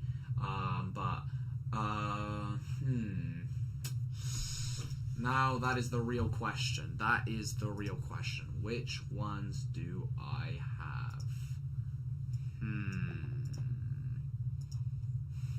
Which ones do I? Market failure for sure. Hold on. Just seeing how Dranzy's doing. Was it market failure for sure? Market structures at least. The monopoly diagram. Learn at least one on. Market failure for sure. Okay. So that's definitely needed. Market structures of at least the monopoly diagram. Learn at least the one on the price discrimination diagram. And learn at least one of the price discrimination diagrams. Okay, so 3 diagrams, alright. Well, basically, we could say we're halfway there. Okay, so we're definitely going to do market failure then first, and then monopoly diagram, because we just need to focus on the essentials. Effect very clear. Higher prices also ration resources by discouraging demand. Contraction along the demand curve makes that clear. Need for more resources in the market. Higher prices incentivize firms because of higher prices to produce more output now and make more profit that way. That's the incentive. I just wonder, why does he not have a market failure diagram on one of these? That's so strange. Function of higher prices and expansion along the supply curve makes that effect very clear. Higher prices also ration resources by discouraging demand and profit that way. That's the incentive function of higher prices and expansion along the supply. It makes them want to produce more. Supply curve makes that effect very clear. Higher prices also ration resources by discouraging demand. Contraction along the demand curve makes that clear, and lo and behold, those last two effects get us to that new equilibrium Q2, which is allocative efficiency, where demand equals supply, no more action along the demand curve makes that clear. Whenever I think of expansion efficiency, along the supply curve makes that effect very clear. Higher prices also ration resources by discouraging demand. Contraction along the demand curve makes that clear, and lo and behold, those last two effects get us to that new equilibrium Q2, which is allocative efficiency, where demand I see the bigger picture here. I see how they both lead to Q2. I didn't see that before for some reason. equals supply. You should know a min and max price diagram too. Oh, is that the one on the last video? Okay, oof, we got a few diagrams to learn here, but they're essential. Realistically, they're essential. They kind of just guide you through what you need to say. So they no more excess demand. So if relevant, go into all of that, not just, oh look, we're at P1, Q1 and then to P2, Q2. Go into the functions of price, go into the disequilibrium at the original price, and show how the market will return to a new equilibrium when there is a shift. Would be stunning if relevant when you're drawing, which is allocative efficiency, where demand equals supply, no more excess demand. So if relevant... Just write that down. Allocative efficiency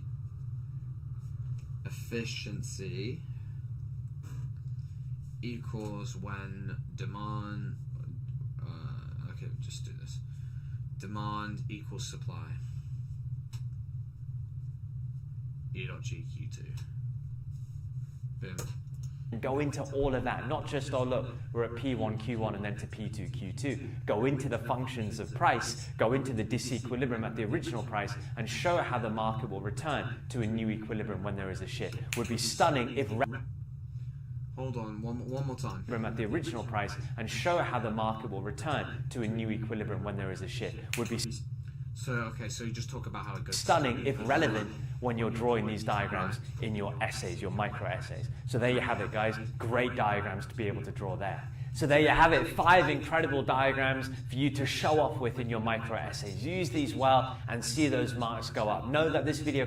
Right, okay, so I'm just going to go straight into market failure, diagrams, diagram economics, A-level, economics, I can't even spell, economics, A-level AQA. Just got to make sure that I'm actually typing everything correctly. Market failure diagrams, right. Hold on. So, which one do I use? Negative extent, okay. Hello everybody, welcome to my how to draw It's like one of those fucking insane asylum white rooms playlist. These X-counted diagrams cause a lot of hassle, but in fact they're very simple. So let's... Right, okay, so we're going to go through some market failure diagrams, because we need to get the essentials. We need to get les essentials. Okay, let me just... I'm unironically going to screenshot the chat real quick, just to make sure if I don't get through, because I'm most likely not going to get through all the diagrams, was it? It's got a picture of his face. So just in case I don't get through all the diagrams today, you don't have to repeat yourself, and I know exactly what to do tomorrow. Because we're going to learn a few market failure things. Because I need to try and make sure I've got enough time to quickly go through a speed run, basically kind of just do the, well, it's not really speed run a paper, you already are speed running a paper. Try and see what I do in a 2-hour long paper, and then again, it's probably actually better for me to actually learn the diagrams today, then do the paper tomorrow or something like that. I think that's actually probably a better idea. Do the practice paper tomorrow when I have all the diagram knowledge, because if I go in there with just indirect subsidy and advanced supply and demand curve, I don't think that's enough. We're gonna need to I think I've made a decision here, and I think it's probably the way to go in regards to this, is to make sure I do more diagrams. Let's get started. Now, market failure diagram. Market failure diagrams. Negative externality in production. Alright, we're going to be learning a lot of these diagrams. I've got to make sure I'm really good at them, and then we're going to try and then we need to pair analysis with them and do some practice papers, because I'm only going to probably have, it'll be literally the only day I'll be able to get a marked paper is either tomorrow or the day after. Just to, like, at least with an economics teacher, and then everything's on me. So that's why that's why I kind of want to get at least one paper marked and see where I really am at. Always, we have axis, we need to label our curve. So let's do that. For market failure based diagrams, you always must label price, costs, and benefits. Oh, you want benefits? Okay. Yeah, we've got a long way to go, but not really a long way to go. If I nail these diagrams, we haven't got as long of a way to go. And then I've got to practice and see how good is my analysis. That's basically it. On the y-axis we show all three, and on the x-axis simply quantity. That's all we're showing. If you know what the market is, you can apply it more to that market. I can use quantity. Sigma. I can actually use quantity? No way. I thought it'd be something else. Okay, quantity. So now I guess the question is, where would I use this? Obviously, he's probably going to tell me in a minute. But keep it generic here. We'll start, as always, with an equilibrium. Now, you know that with market failure diagrams, there is some discrepancy either in the cost curves or in the benefit curves. We have a negative externality in production, which means that we're looking at the cost curves. So that means we're not going to be altering our benefits curves. So our MSB is going to be equal to our MPB, which is going to be equal to demand. Marginal social benefit equals marginal private benefit, which equals demand. Okay. Nice full labeling there. We know the discrepancy is in the cost curves. The marginal social cost curve is different to the marginal private cost curve. Production tells us that. Cost labeling there. We know the discrepancy is in the cost curves. The marginal social cost curve is different to the marginal private cost curve. Production tells us that. Cost curves. Negative externality. That implies that the social cost curve is going to be to the left of the marginal private cost curve. Production tells us that. Cost curves. Negative externality. That implies that the social cost curve is going to be to the left of the private cost curve. That's a nice little trick to help you get this diagram right. Negative means social or negative externality. That implies that the social cost curve is going to be to the left of the negative equals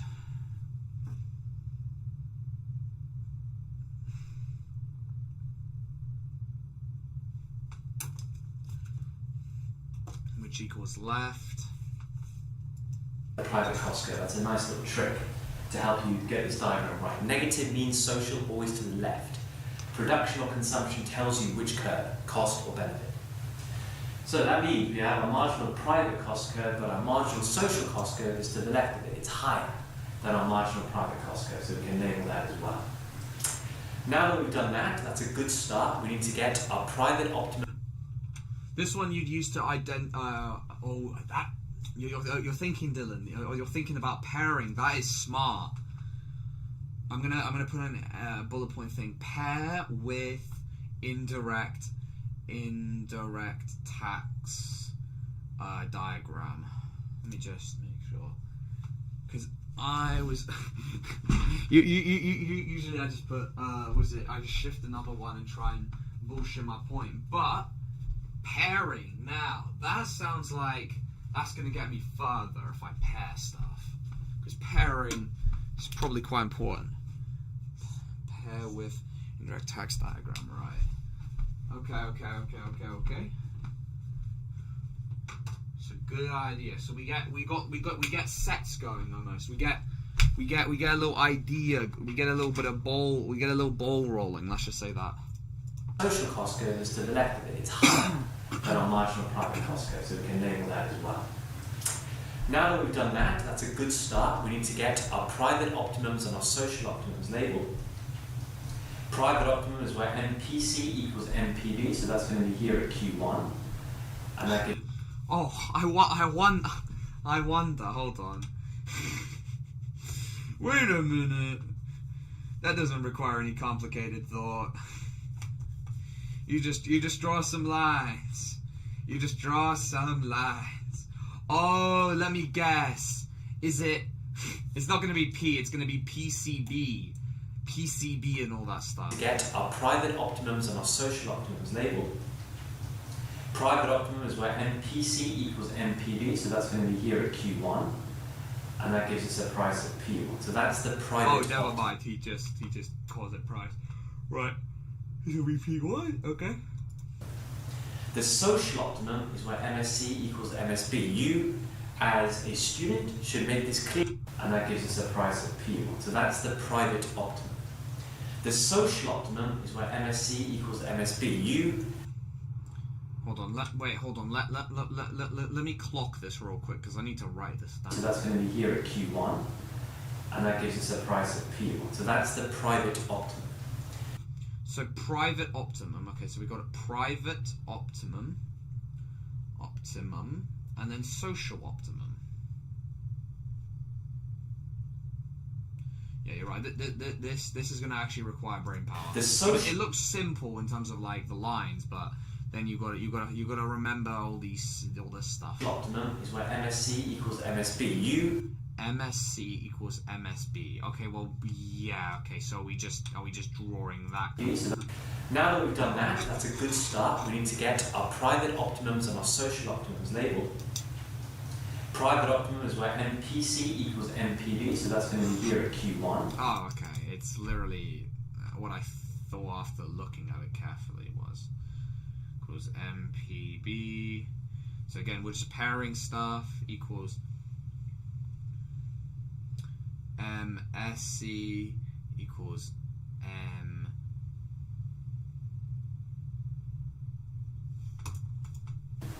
And that gives us a price of P1. So that's the private optimum. The social optimum is where MSC equals MSB. You, as a student, should make this clear to the examiner. That's the social optimum. So I label that Q star with a price of P star. That implies. Oh, really? Okay, so we're changing it up here. We're changing it up. Okay. That is the optimum, the social optimum. Don't just stop there though. Go the extra mile. Show the examiner you know exactly what the problem is when there is a negative exciting production, and that is that there is a misallocation of resources. Label it. There is an overproduction here, isn't there? Exactly what the problem is when there is a negative exciting production. Let me go back here. I know I'm doing a lot of double backing, but there's actually a lot of information, surprisingly, in a 4-minute video to unpack it. And that gives us a price of P1. So that's the private optimum. The social optimum is where MSC equals MSB. You, as a student, should make this clear to the examiner. That's the social optimum. So I label that Q star with a price of P star. That implies that is the optimum, the social optimum. So social optimum is P star times Q star. P star times Q star is social optimum. Okay. Don't just stop there though. Go the extra mile. Show the examiner you know exactly what the problem is when there is a negative exciting production, and that is that there is a misallocation of resources. Labor. Misallocation allocation of resources. Okay. Well, you see, this further makes it even... Now this is making me question how I got a B in my micro. I got a B in micro, A star in macro, and then A in paper 3. But here's the catch. That's because I did shit on the multiple choice. I got 11 out of 30, and then I got 41 out of 50 in the section B. This is what... This shit is making me... This is why I am so paranoid, because this stuff I absolutely don't know. And this is probably what you would call A star stuff. So that's why I'm like, There is an overproduction here, isn't there? So this represents the market failure. Alright, so this allocation of resources, so a market failure. What, so the indirect tax is going to correct this? Let the examiner know that you know. Okay? So labeling that misallocation of resources is a nice extra touch. But we're not finished just yet. You know that in market failure, there are welfare losses. The market is not doing its job properly. Society resources is a nice extra touch. But we're not finished just yet. You know that in market failure, there are welfare losses. The market is not doing its job properly. Society loses out. There is a loss of welfare, and we show that by shading in this triangle. Now, the trick with the welfare loss triangle is that it's always the triangle. Okay. So there's the welfare. So that's where the shading comes in. We're gonna call this. Okay, this is welfare loss. Okay, so man, they really love their welfare loss. Society loses out. There is a loss of welfare, and we show that. You know that in market failure, there are welfare losses. The market is not doing its job properly. Society loses out. There is a loss of welfare, and we show that by shading in this triangle. Now, the trick with the welfare loss triangle is that it's always the triangle that points towards the social optimum. There is only ever one triangle that does that on these diagrams, and that's the one shaded in there. Again, the theory behind... So, how to find triangle of welfare loss. Welfare loss is through going to social optimum,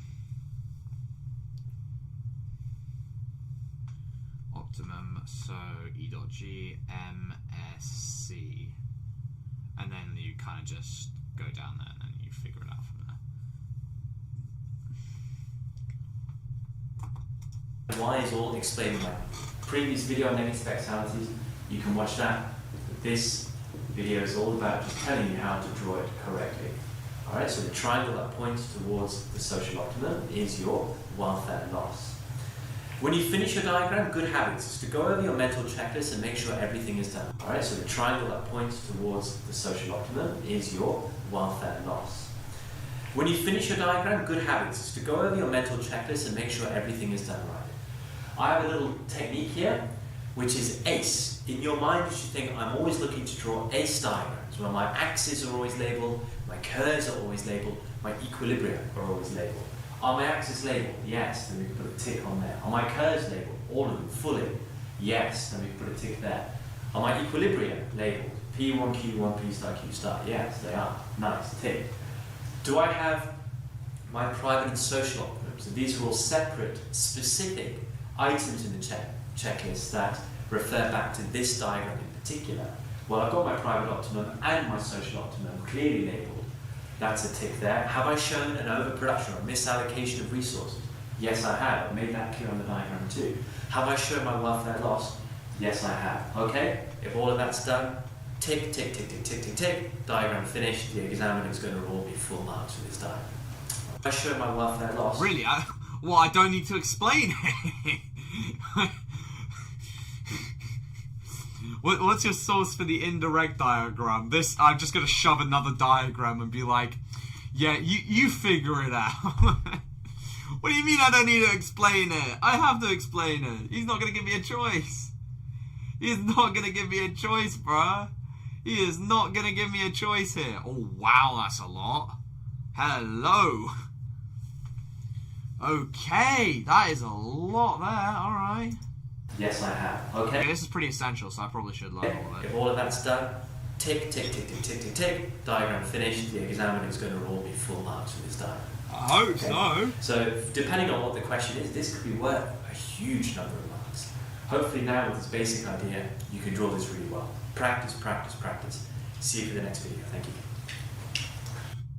Hi everybody. How to draw the negative excitality and consumption diagram, which is also the demerit. So this is where the demerit comes in. Right, so this is also indirect tax, I'm assuming. This one you can also put for indirect. This one even better because this is about demerit goods. So this one I can definitely use. Negative externality in consumption. Have a social optimum. I'll just have this checklist somewhere here. Was it 1 axes checklist? Axes, axis, curves, equilibria.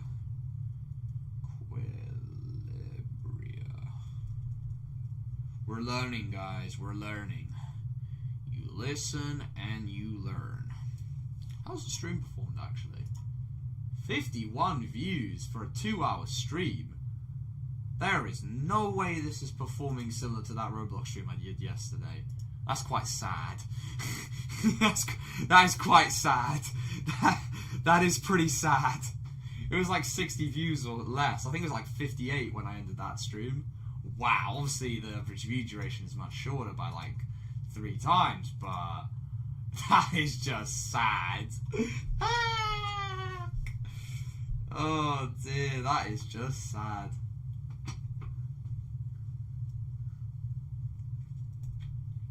I'm actually in disbelief. Well, thank you guys for enjoying the revision streams. I'm just in disbelief. Misallocation of resources, overconsumption of demerit goods, goods, 6-star welfare loss. Good diagram. Well, as always, we start with labeling our axis. So let's get moving there. With all market failure diagrams, you must label all 3. Price. Oh yeah, actually, we can use this as practice, can't we?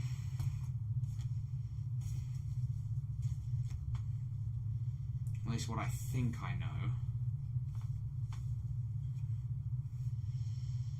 Okay, what else is there? Oh, then there's positive externalities.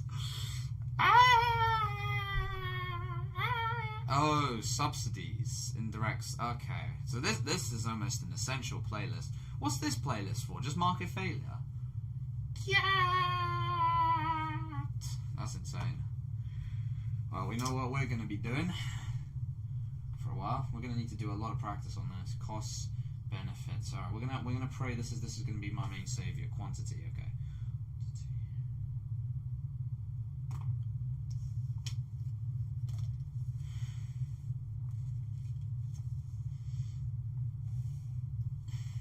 So I'm going to assume that there's going to be the thingy-majiggy going up, because that just seems right.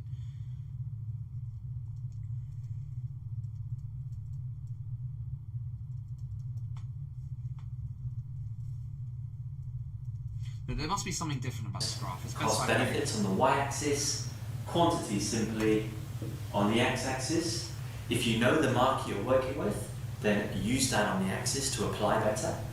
We then start with a basic equilibrium like that. And we don't label the curves just yet, because in our mind we stop here and we think, right, what are we working with? Because we know there's going to be discrepancy between social and private of something. The title tells us consumption here is very helpful.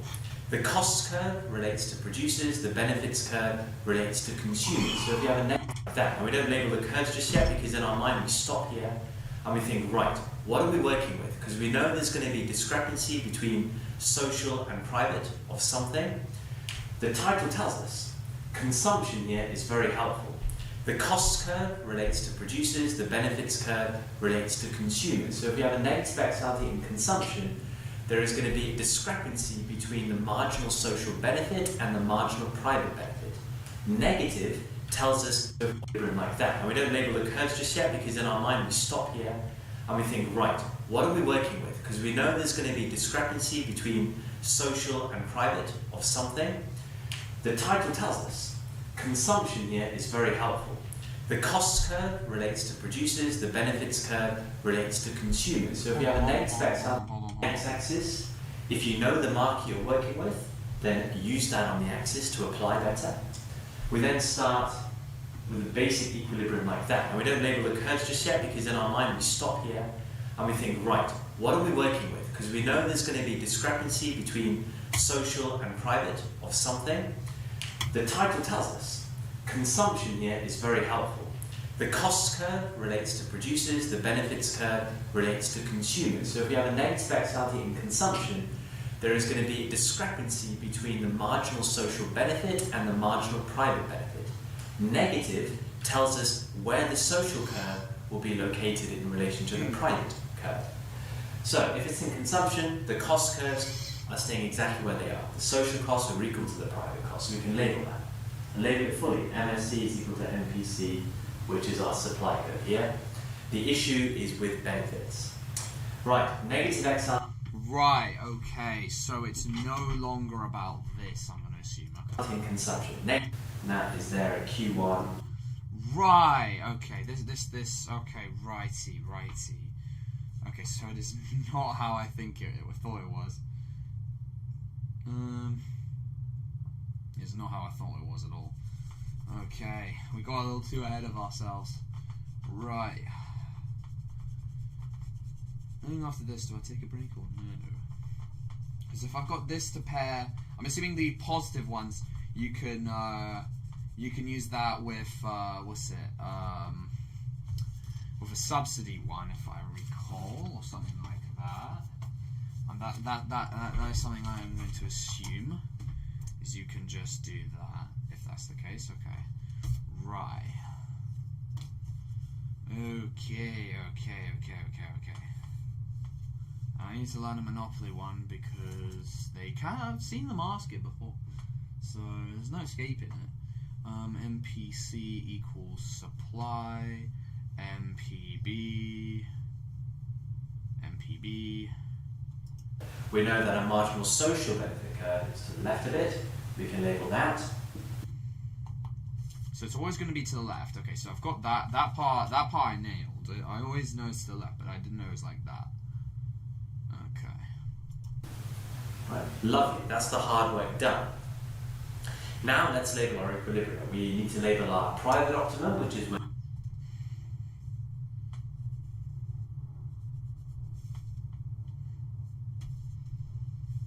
debating whether I take. Yeah, I'm debating. I might take a break after this one. Go get some thingies, and then we'll go. Debating. I might continue with this one, or I might go back to what I need to do. That's the thing. Where NPV is equal to MPC, and that is there at Q1. Let me go grab my coconut water real quick. Am I have water? May I please have water? Thank you, Majig. Cause yeah. How do I do this?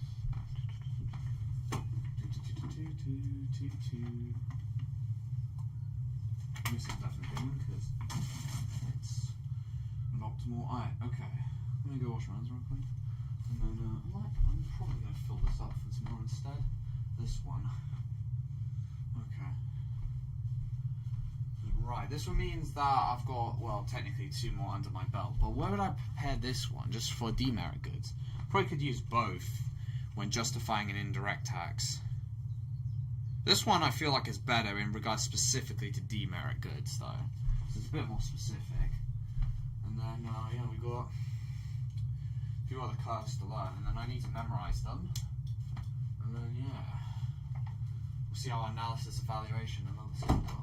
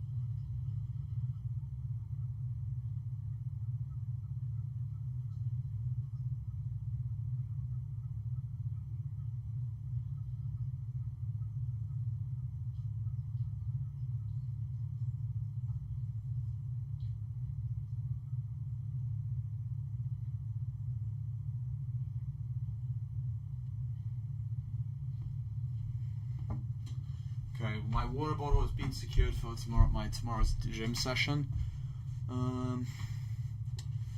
Okay. I don't know if I don't know if Dylan's still here, but do I bother with the positive externality curves? I'm assuming you use those for a subsidy, sorry, thingy majig, but probably best, obviously, I learn them, but priorities and stuff. Okay, so what I need to do is, let me go grab my bag. I'm gonna make sure it's basically just packed for tomorrow. Yeah, I should probably buy it. Just gonna make sure it's packed.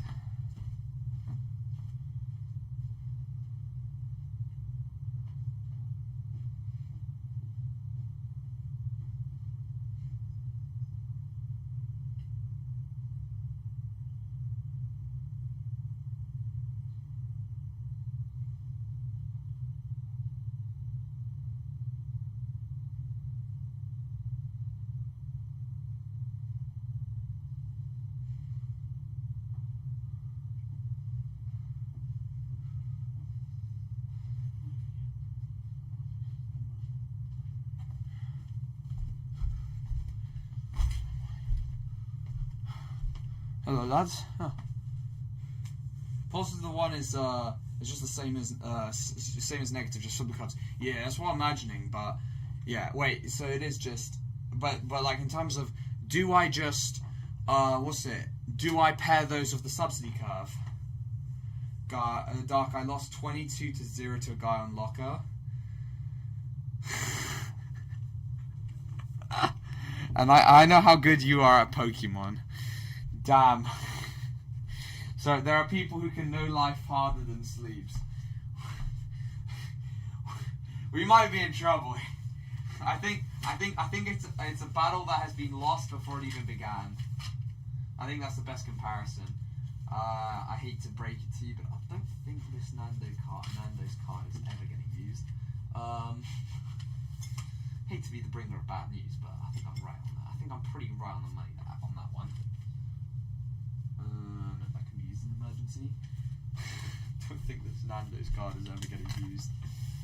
Holy shit, it looks destroyed. Oh, this Nando's card's never getting used. I just don't go Nando's enough that.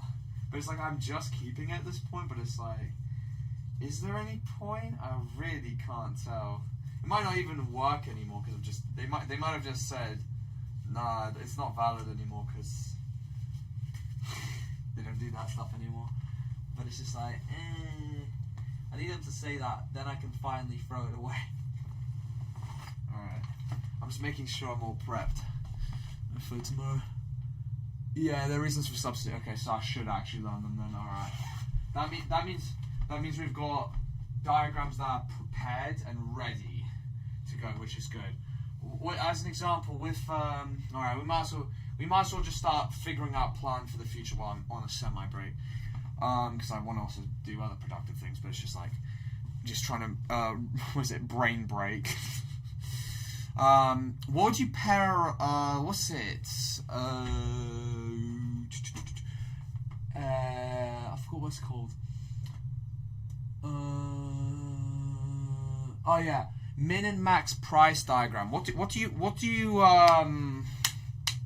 pair those ones with?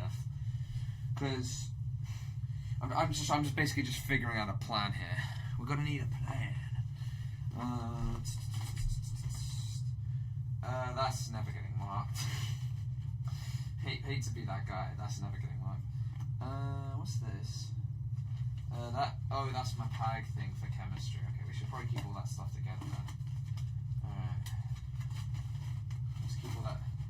Let's keep all that stuff together then. Alright. Do I need any of this? Nah. Keep it all together. Alright, keep all that together like with my bio stuff. Keep it all together. Alright.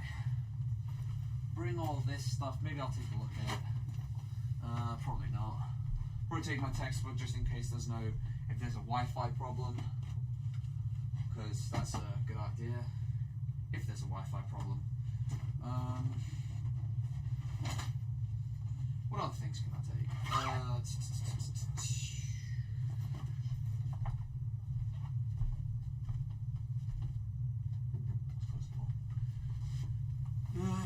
Yes, I'm packing this early because I'm going to use this as a way of getting my brain to recover, and then we're just going to go back into it.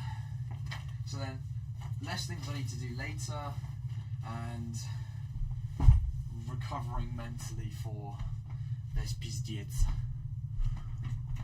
You use the min and max price diagrams on merit and demerit goods. It's just an alternative policy to taxes and subsidies.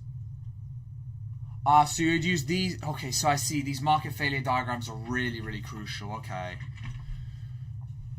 So if I felt like it, or / I had no other choice, I'd use the min and max ones. All right. What about monopoly diagrams? Let's see, was it monopoly? Yeah, I think it is monopoly. And then obviously, after monopoly, I guess then what do you pair with price discrimination? I think that's like the last one. And then, yeah. I think those are the last ones that I need like a comparison to. If you're taking a break, does that mean you're free to you can stream Meg Endless? No. When you get to A levels, you understand. Actually, hopefully you don't have to understand DCs.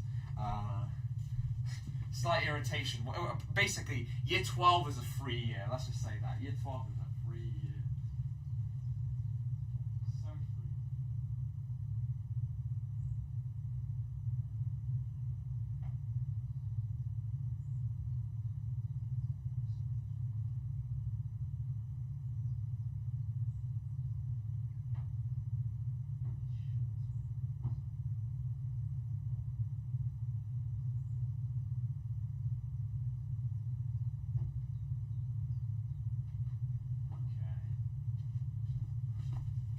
Find out which one of these shorts is like the really short one, because yes, DC is going to take advantage of time you can go to the gym tomorrow.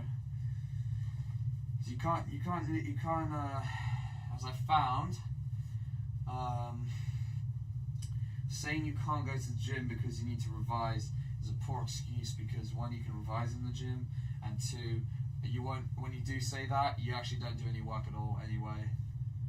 Which one of these is the fucking short one? I know you guys may be like, why the fuck is he checking his shorts? There's like one of these that's, is this the one? This one looks like, oh no, this, I really can't tell. One, oh no, I think this might be the longer one. That one is probably the shorter one. Whatever the case, we're gonna put these back where they belong. As essentially emergency shorts, because I think they are starting to get small on me. But they're not there yet. It's super small territory, but we're gonna need to. Those ones I'd rather not use unless it's what's it called again?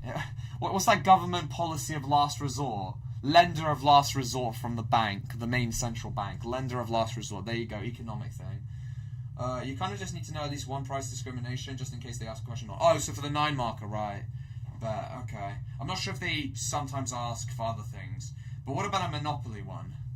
And I guess, I mean, the upgraded demand supply curve, I don't think it's really got a pair one. It kind of just can get paired with anything. That's what I'm assuming. So I guess it's just monopoly. Right, so the price discrimination one is just in case. All right, so I'm going to focus on the monopoly one next. Then I'll get to price discrimination, because price discrimination is last on the priority, basically. It's like we're going in terms of priority, and then it's just all about getting a little bit of more information. Then we're just gonna. I'll have to get. I know I need to be putting these away, but I'm basically almost like blurting the plan. So plan is. Then after we get these diagrams sorted, hopefully tomorrow I can then do a practice paper, get that marked by Thursday on Thursday. Then afterwards, getting any little bit of information and kind of just making sure tying up any analysis knots, making sure just getting any more information, and then just slapping that exam essentially. Let me put these away now.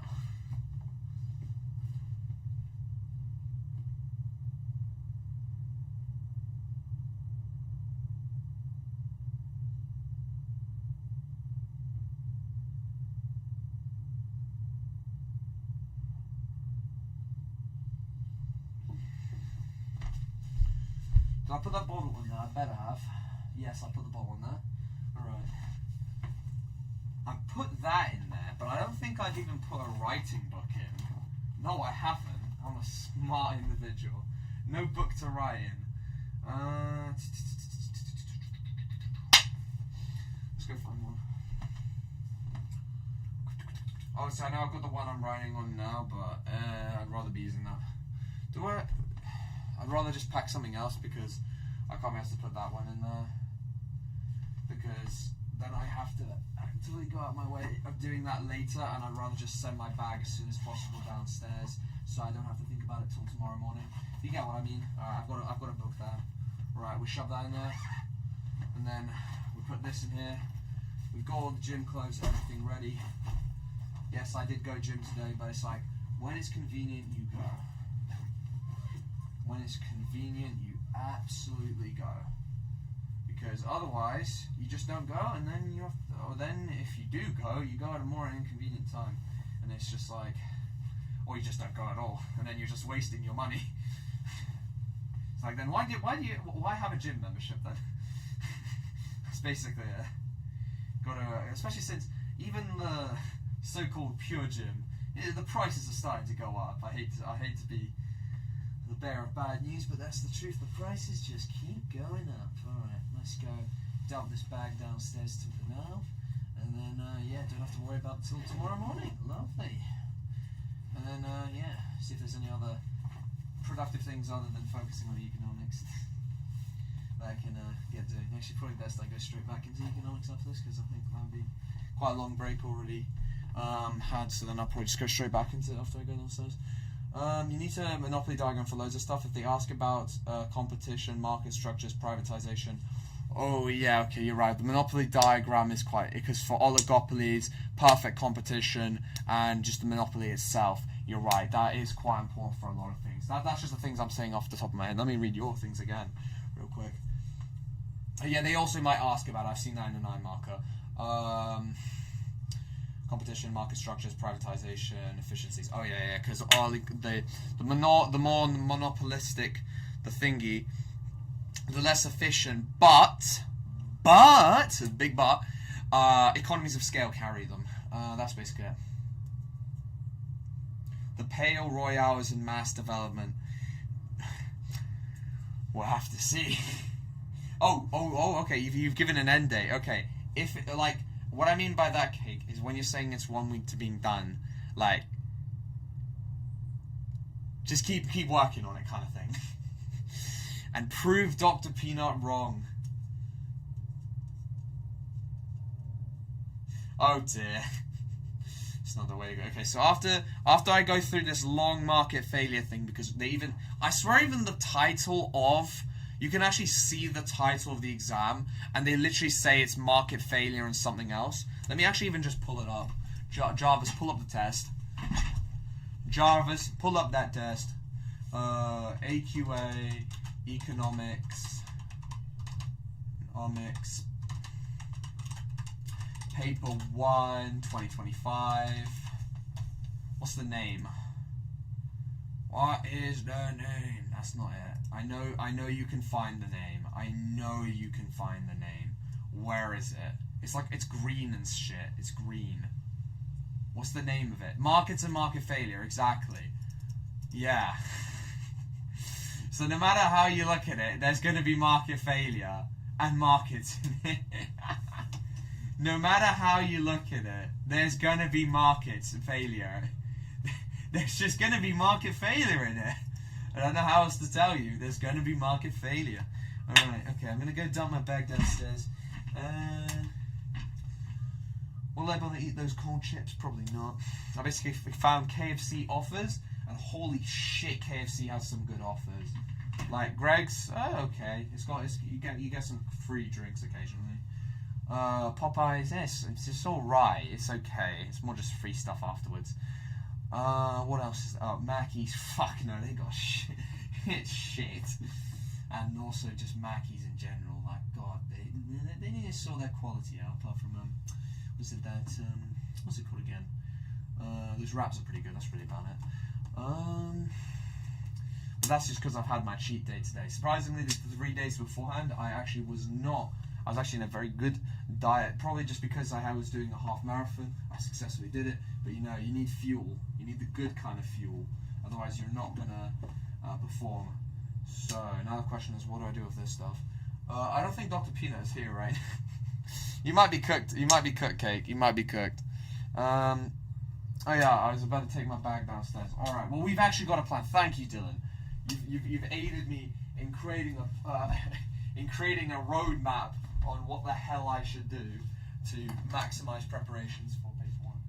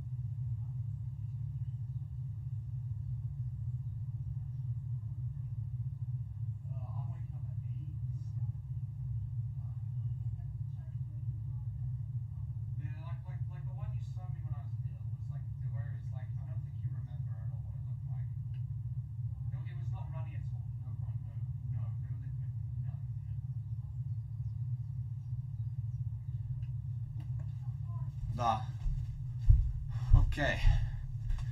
Oh my god, that's a name I've not seen in a while. Hello there, Pro. How you doing? Literally the only guy that could get away with a TV stream. Well, I got to grind out, you know, for the DCA. Otherwise, if I fail here, it's the end of DCA. So, can't be ending DCA this early, can we? See, I brought myself some kefir because I was like, I've not had my calcium intake today. All right. I'll be back. I can tell I am dehydrated. I need to drink more water. Fucking hell.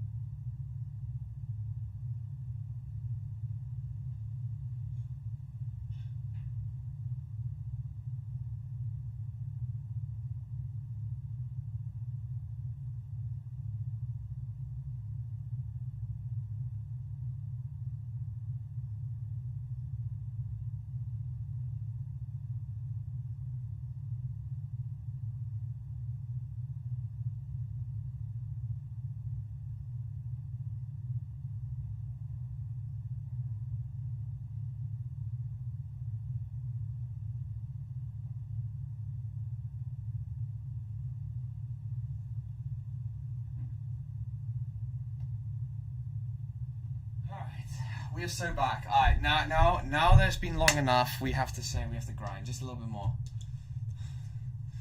DCA, tell me how you remember every OG, but not me. I don't know. I never really counted. I'm not really a math guy. I'm a professional. Some may say I have selective seeing. Some may say. All right. DCA, as he says, he's gonna lock in. Then immediately starts. How do we put this? Immediately decides to just start upgrading some stuff in Clash of Clans. Nice job, DCA. Nice job, team. Nice job. What's this one? 16 hours. 18. Yeah, get the 12-hour one. That one's a day one, which is insane. 1 day. Wow. Okay. Army camp. Hold on. Wait, how long is this? 1 day as well. Oh wow, you actually get dragons already? What the fuck? Yeah, I might as well get dragons now. I might as well get Imagine Dragons like as soon as possible. So I'm gonna get Imagine Dragons. That's 2 buildings that are gonna take a day to build. Damn. Okay. Well, I guess you could say that means DCA won't be touching Clash of Clans for a little bit. Okay, well, alright, that means everything is done now. Now I have no other excuse. Doc, can you shout Doctor's name? Dr. Peanut, if you're still in the stream, Cake Lord needs your assistance now. Come on, help him out. Help him out. Okay, I've got. Alright, you know what? Let's lock in for the next 35 minutes. Then we'll have to probably call a day. But we've done a lot today, and we've also got a plan. The price here at P1. Social optimum is where MSP is equal to MSC. So, hold on. So, I'm assuming, obviously, social optimal, it's always going to be a contraction, no matter how you look at it. So, I'm going to say P, Q, this one is going to be Q star. This is going to be P star, because this is going to be the new optimal. How does this relate to optimal? Okay, so optimal... Oh, because it's the social optimal, right, okay, I see. Which is where MPB is equal to MPC. And that is there at Q1 with a price here at P1. Social optimum is where MSP is equal to MSC. Make it clear to the examiner you know it's the social optimum by labeling it Q star and P star. Show the examiner you know there is a market failure here, that there is a... So P star, Q star, so equals social optimal.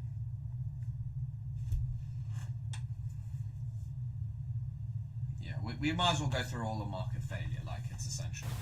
Make it clear to the examiner you know it's the social optimum by labeling it Q star and P star. Show the examiner you know there is a market failure here, that there is an overconsumption going on. Too many resources are allocated to this good and P star.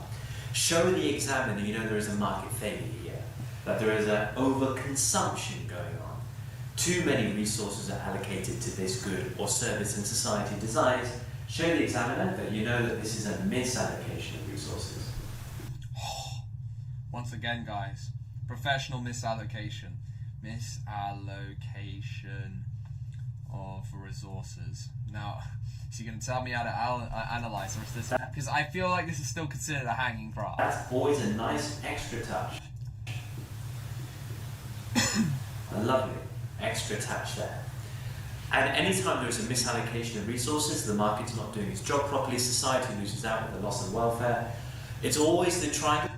Let's take a guess. The triangle in the middle is going to be the welfare. That's that lost triangle that points towards the social optimum. If you look here, there's only one triangle that does that, and that's this one. Oh. Pointing to the social optimum. Label that, make it clear to the examiner again, you know what you're shaping in and what it represents. That's the welfare loss. Remember, my technique, you have a mental checklist to then go through. In your head you think, right, before I start drawing, what am I trying to show here? You know what you're trying to show, and you know as well as an economist, good habits you must do. 3 good habits are there. Remember, we draw ACE diagrams. We label our axes. Have we done that here? Yes, we have. We label our curves fully. Have we done that here? Yeah. Are our equilibria labeled? Yes, we have. We've got P1, Q1, P star, Q star. Everything's nicely labeled there. Have we made it clear that the private and social optimum are different? Yes, we have made that clear. Have we labelled a misallocation resource and made it clear to D star, Q star, everything's nicely labelled there? Have we made it clear that the private and social are different? Yes, we have made that clear. Have we labelled a misallocation resource and made it clear to the examiner where the market failure lies? Yes, we have. Have we shown the welfare loss? Yes, we have. Pair with And don't forget, anytime you draw diagrams, you draw them really big, about half a page, you draw them in pencil and with a ruler so that they are presented well. Diagrams are worth a huge number of marks. That's the negative external consumption diagram, also can be used for a demerit good. Practice, practice, practice. I agree, practice, practice, practice. As DCA says. Where the fuck did I put my highlighter? Why is my year one bio book over here? We need to move this. You need to leave. What's all this crap doing here? It's not supposed to be here. Lightsaber, these, lights, this over here. Oh, it's nearly empty to be fair. That's nearly empty. What the fuck is all this doing? Let's move it. What's this? Practice questions. Alright, let's jump all that stuff. Where's your lightsaber here? We need to move all this stuff, you know. We need to clean up our environment in my room. The actual fuck did I do with that orange highlighter? Oh, it's over there, right. Okay, it's over there, alright. Alright. No, no, no, no, no, no, no. And then nothing was done for me. And I ain't stopping it now. No, no, no, no, no, no, no. Ain't no stopping it now. See you for the next video. Thank you. Hello, everybody. Oh yeah, how well is the studying stream doing in performance-wise? Fucking hell! It's at the same amount, obviously 40 with about 34 minutes in length more, and obviously the average view duration is shorter, though it has increased by a whole minute and 30 seconds. Has done exactly the same as that Roblox stream. That is so funny to me. Holy shit. We go again. Positive externality. Like, you can't stress it enough. It's just too funny. Was it positive externality in consumption? Positive. You know, at this point, I might as well just do this. Like, I don't feel like sitting down right now. I'm gonna stand up. Burns more calories, guys.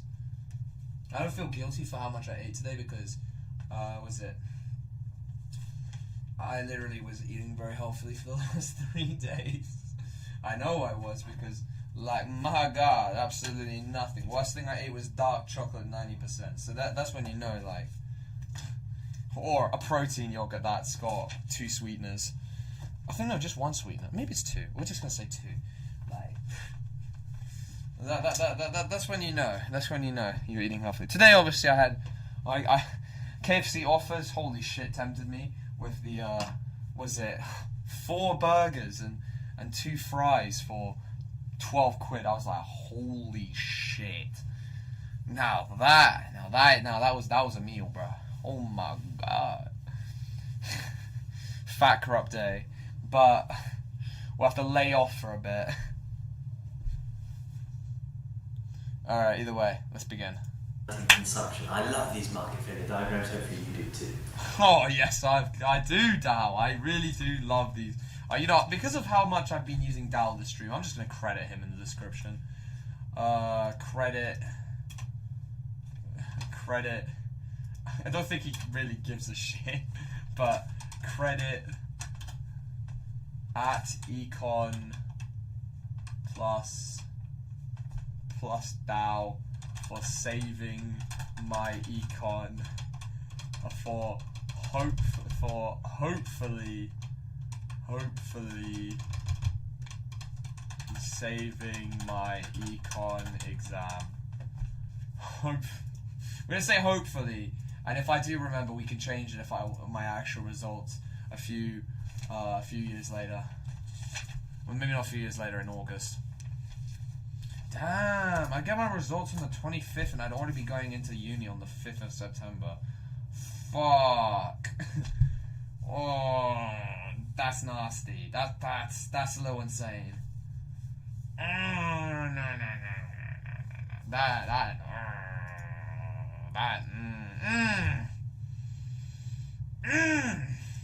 Let's get moving. We always start with labeling axis. So with market failure diagrams, it's always on the y-axis, price, costs, and benefits. We're showing all three. Make sure all three are put on the y-axis. We have quantity. As always, if you know the market, then it's positive. So, is this? No, it's consumption. Okay. Right. You know, we're gonna take a wild guess here. Okay. We may make some mistakes here, but it's fine. We're gonna like trust in ourselves. So it's positive. Okay. So this is basically for practice at the same time. So this is about consumption. So we're going to be making a second demand curve, which is going to go to the right this time. And then this is going to be, I'm not even sure actually. Would it just be, not sure actually. We'll find out. We'll have to find out. Apply it on the axis. We start with our basic equilibrium like that. We don't label the curves just yet. We go back to the title. Positive ex ante consumption. This tells us where curves are actually located and how to label them. Right, consumption gives us lots of clues. Consumption tells us that there is an issue with the benefits curves. There is a discrepancy there between the social benefit and the private benefit. We're not in production, so the cost curves are fine. Our MSC is equal to our MPC, which is equal to our supply. What, it's the same? Really? So it actually was the same. Oh, well, that's going to make this way easier. I need to shut up and not complain. That's great. That's great news. What's the difference here? Benefits are downstairs. Okay, no issues there. We're not in production, we're in consumption. Right, so it's benefits curve we've got issues with. And there is a positive externality here. That means that the social benefits curve is to the right. Anytime you see positive externality, the social curve is to the right of the private one here in consumption. So that means that the social benefits curve is to the right. Anytime you see positive externality, the social curve is to the right of the private one here in consumption. So the social benefit curve is to the right of the private benefits curve. Off topic. Yeah, I might actually take this coconut water with me to the gym. Why not? Pure hydration. Let's just say that. Depending on how much is left. I'm really debating it, to be honest. Hold on. So, really? No, there's no way it closes like that. You must be kidding. No, I must be just getting it slightly the wrong. Yeah, exactly. There we go. Anytime you see positive externality, the social curve is to the right of the private one here in Yeah. I'm just assuming there's going to be the line down there. The social benefit curve is to the right of the private benefits curve. Oh, right. So that's the difference. Okay, right. So MSB, yeah, and then MPB, yeah, MPB. All right. I think we've got this. I think okay. We're basically doing somewhat guesswork, but it's also like I know I do have a good idea, and this is good practice right here. We're gonna be true Fortnite battle passes after this. Okay, so I'm going to assume this is the original price, and this is going to be the original Q. So this is going to be Q star. And this is going to be P star, and then this is going to be I don't know what the allocation of resources and that shit is, but I think I know where the welfare loss is. Implying that there are more benefits than society actually realise, or that the private one here in consumption. So the social benefit curve is to the right of the private benefits curve, implying that there are more benefits than society actually realise, or that consumers actually realise when consuming is good. Now remember, is to the right of the private benefits curve, implying that there are more benefits than society actually realise, or that more benefits of consuming a good than society / consumers realise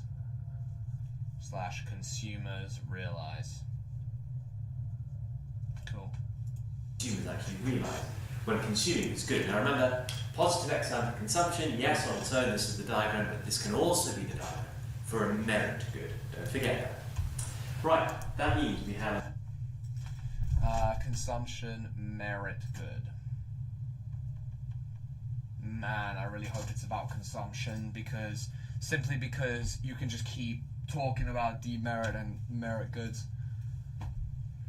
Phew, I must have hay fever. a marginal private benefit curve here, and to the right of that, you have a marginal social benefit curve. Once you've done this, guys, you are pretty much there. Then just get the basics of the diagram, right? Label your private optimum, which is where NPB equals NPC. That's going to be Q1 and P1. Your social optimum needs labeling, where MSD is equal to MSC. Show the examiner you know that's a different equilibrium, and that's showing you something different. Label it with a Q star, so Q star and P star, I was right. indicating the social optimum here.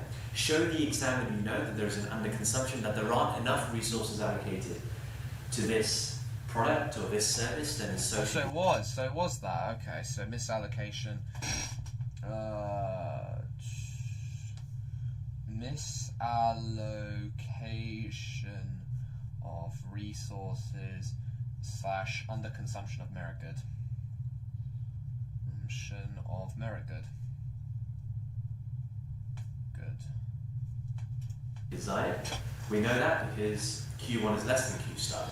I hate to be this kind of guy, Dransy, but where I remember you with at least the Dransy name. Maybe you had a different name beforehand, but I remember the Dransy name when we did the first time I was really truly, I guess, remembering the Dransy MC name, or just Dransy, was when you were on Ethan's stream. We did that rage bait. that was truly when I was realizing,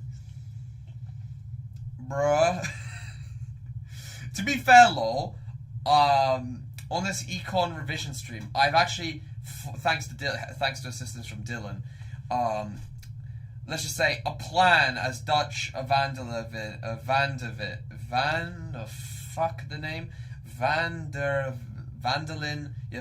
Dutch Vandalin, would say, I've got a plan on what to do, so we might no longer be cooked. I wanted a Celeste stream though. Ooh, Celeste stream. I know my macro paper is going to be easy peasy lemon squeezy, but since the micro isn't going to be easy peasy lemon squeezy, we're gonna have to wait till. Ooh, I think this is probably the perfect time. The evening after.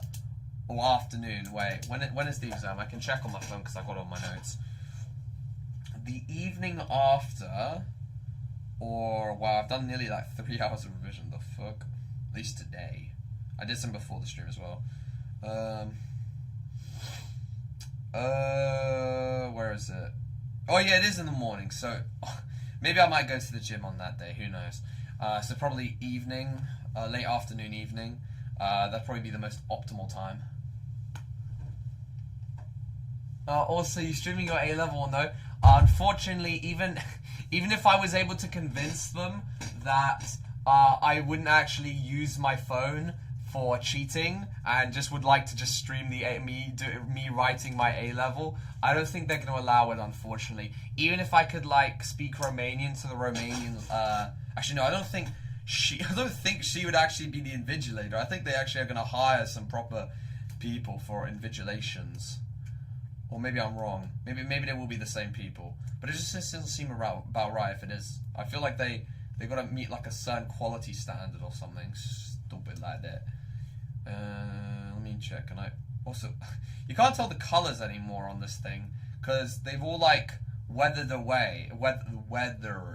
You've just got 3 yellows. It looks like my science thing. You got 3 yellows, a green, a blue, a white, and a grey. So sad. I know! It's not even that serious. If it was one of the chemistry papers, out of shame, I would just turn it off. I'd be like, turn the cameras off! Turn the camera. But this Econ, so it's going to be glorious. Because I somewhat know what I'm doing. I don't know what I'm doing! Alright, let's grind out the rest of this one. There's a misallocation of resources. Make that clear. by living. Yes, lol, I know you're going to be looking at this like, is this really the peak of Econ? Yes. Labeling it as such. Yes! We're not going to talk about monopoly curves. This Nice is the little peak of touch, Econ. that. Examiners will like it. And then we need to show welfare loss. Now the welfare loss is always the triangle I can see the triangle from here, but just in case. that points towards the social optimum. Alright, and that triangle is here. Oh, it There's isn't only actually ever that one. triangle Okay. that does that. Alright, so this one was actually bait. I thought so. Okay. I was like, it's too bait to be real. It's too The bait. trick, but it's always the triangle that points towards the social optimum. Ah, so this is the... Okay, social optimal here. So there's going to be this triangle right here. Right. Okay. So, no, it isn't going to be the obvious triangle. Because, look, you can see there's a bait triangle right there. They're trying to bait you. They're masterful baiters right here. Like, my goodness. Welfare loss. Welfare loss. You can... I'm just going to put... You can find the welfare loss from the social optimum point. It's very, very helpful. Good little tool there. Then, as always, we go through our mental Screamed Keir checklist. First of all, have I done my basics right as an economist? Have I labelled my axes? Yeah, absolutely. Start. I'm with debating that. just I always skipping do. this part because I Have actually labelled do my curve? understand it, Yes. but you know, it's good for memory. Have I labelled my equilibrium? Both have a label. My private and social optimum, are they clearly different? Yes, they are. Very clearly different on the diagram. You know what? I'm gonna start creating the positive externality graph from not even memory, just from working it out right now. I'm going to like legit just make it right now. Positive externality of production. Honestly, I had no idea any of this really. I knew it of its existence, yeah, sure, but I didn't really think about it until now, until I got enlightened this stream. That this is the one you pair with the subsidy graphs, so it's essential. It's sensational because they might be actually checking properly now. So I can't. Otherwise, I just keep spamming these two graphs. I just keep spamming indirect taxation, this constantly. But actually, hold on. The plan is they're realistically going to ask something about market failure. So we're going to do the indirect or subsidy with one of these market failure diagrams. Then the other one we're going to do upgraded supply demand curve with monopoly curve. And then if they ask for a differentiation curve, boom, we've got all 5 graphs. Otherwise, I just hope they don't care. Oh, what's that price maximization? Oh, that's like a swapsy diagram. I just really hope that if I can find out if the examiner is like doing specific, if he's doing like both the 25 markers. Like in terms of how they're recently doing it now, if they're doing both the 25 markers, or maybe this year, or like what were they doing the past year or so? I think it was literally the past year where they had a shortage of examiners. How did they do it? Did they just mark paper by paper? If so, fuck. That means I'm going to need to find another diagram for the 9 marker. But if not, we're in the clear. Then again, I think the 9 marker is probably going to be asking with the monopoly all the prices to differentiation, or something like that, and that means I would need to find another diagram anyway. But if it's a case where they're only marking like both the 25 markers, that means we are so good. We are so back essentially, because that means the 50 marker ain't gonna have no trouble. I can just Have I pick made whatever it I want. explicit that I've shown the misallocation recently? Oh yeah, sorry, I forgot. I was meant to like basically estimate the next diagram real quick. Let me do that. They have to mark the questions independently, so you can use the same diagram twice if appropriate. Yeah. But what I mean is, apparently, according to my econ teacher, last year they had a shortage. Who knows if that's not going to exist this year? That might be a variable that doesn't happen this year. All I know is it hasn't been. That isn't the case for the last 3 years. I think at most it was the case last year's, but I think specifically last year they had a shortage of examiners. So there was a chance you could get picked by the same examiner, but I'm not sure how they did the marking. Did they just mark paper by paper? If so, that's like not great. Because if that variable doesn't exist this year, then we are so back. That means whatever the 9 marker is whatever the 9 marker is. Doesn't matter. It ain't gonna suck away one of my graphs. Same with the 15 marker. Ain't gonna suck away one of my graphs. We are gonna be so in the clear that it's like there won't be any trouble. Yeah. Even if the same person marks both of your questions, they can't mark you down for doing the same diagram twice. Like, you sure? Because I'm trying to remember. I think it would be really strange if my teacher mentioned this and the students weren't marked down for it. I'm assuming he did say they got marked down for it, because otherwise, what was the point of mentioning it?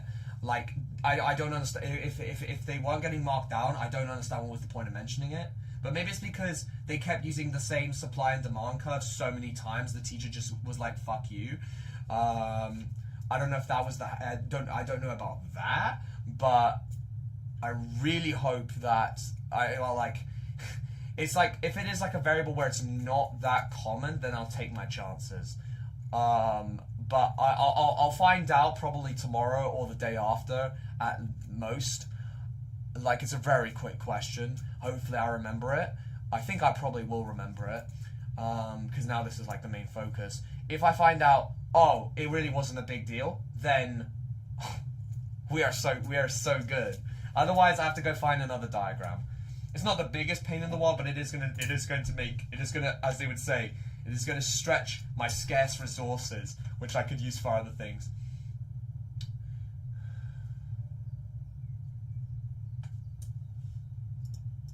Yeah, but it says at the start of the mark scheme, you've got to mark the questions independently from each other if the examiner is the same person. Okay, so wait, so if it actually says that, I'll trust you. I'll trust you on this one. So maybe it was just the person spammed too many supply and demand graphs, like what I do normally, and same person was just was really annoyed with their shit. But it just still seems very strange my teacher would mention it. It still seems very, very strange, because he did mention it. I know for a fact it was not a dream, because that was indeed something mentioned literally like 2 months ago. Yeah, or maybe at most 3 months ago. Well, in case, I know it's recent, so I know for a fact they mentioned it. I think it may even be the start of year 13 that it was mentioned. But whatever the case, I know it was mentioned, so don't know what the consequences of that are, but that's reassuring to know the mark scheme is saying that they can't mark you down for that. Because I was going to say, well, isn't that very, isn't that like part of like economics being very resourceful of your scarce resource, aka time? Because they mention time so much as a scarce resource that I'd assume that they understand that time is a scarce resource, especially in the exam where it's 2 hours.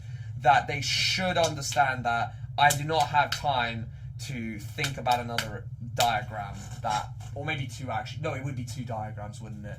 Because I'd be robbed off my 9 marker, and, well, my 9 marker would rob me off a diagram, and my 15 marker again would take a diagram. So, because the reason why I say it would rob me is because it asks for one of my specific ones. Now, if it asks for a Monopoly, well, great. So, according to the mark scheme, so that's why, yeah, like, that's reassuring, Dylan. that is really reassuring.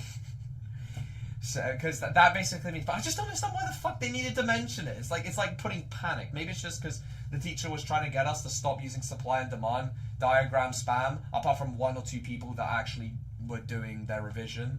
Because literally we were all using supply demand diagram spam. Like, I don't think you can literally look at anyone's paper. It was literally supply diagram spam, or ADAS spam, SRAS spam, or if you're lucky, you might get an exotic LRAS for macro.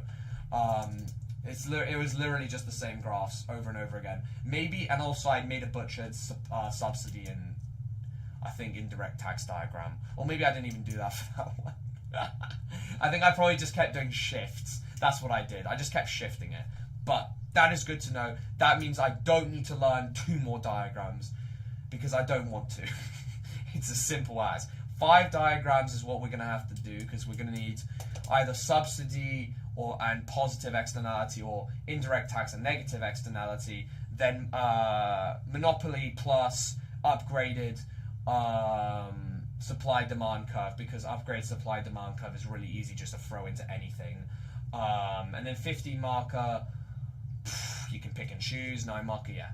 Basically, we just need the 5. We need the 5 diagrams. That's all we need, I think, at least. Obviously, we're gonna mold these 4 into one diagram. It's the same thing as how I'm molding the subsidy and indirect tax into one diagram. I know there's 4 here, but realistically they're all the same. It's all about shifting and shit. So yeah, okay. I'll still ask about it, and I'll be able to give you some updated information. And if it turns out, oh no, I was trying to scare everyone into... I doubt he would say that. Because otherwise then it's like, really? It seems like the least professional way they would respond to it. So I'll find out tomorrow. And if it's like the case where, oh, well, they just didn't give a shit, well then I'll be like, the mark scheme then says, as you said. Alright, either way, I still haven't done enough waffling yet. I'd like to know from your teachers, because yeah, it's a valid reason, like, to know, Dylan, yeah. Because it's like, why did they mention it then? Because that shit was annoying. I never mentioned it a few times, but it's the difference between me needing to know 5 or 7 diagrams, if you get the gist. Like a set, like minimum. Because like, man, I hope so. I will find out. We'll find out tomorrow, realistically. If I forget, which I hopefully do not, because I have economics in the morning. Then again, I might get carried away, but I'm going to have so much time to think about economics that it's going to be like, there is no way I won't remember that, to ask that. There is like no way I won't remember. It just seemed very strange. But anyway, we'll find out.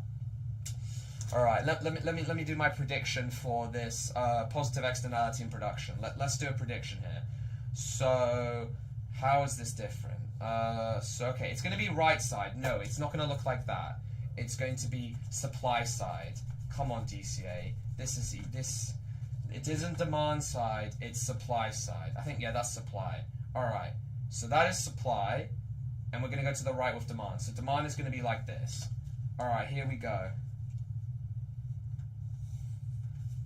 Alright, so... Alright, here comes DCA's prediction magic. Okay, so...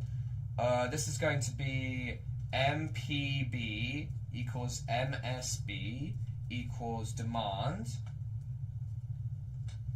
This is going to be hold on. It's going to the right, so this is going to be marginal social cost.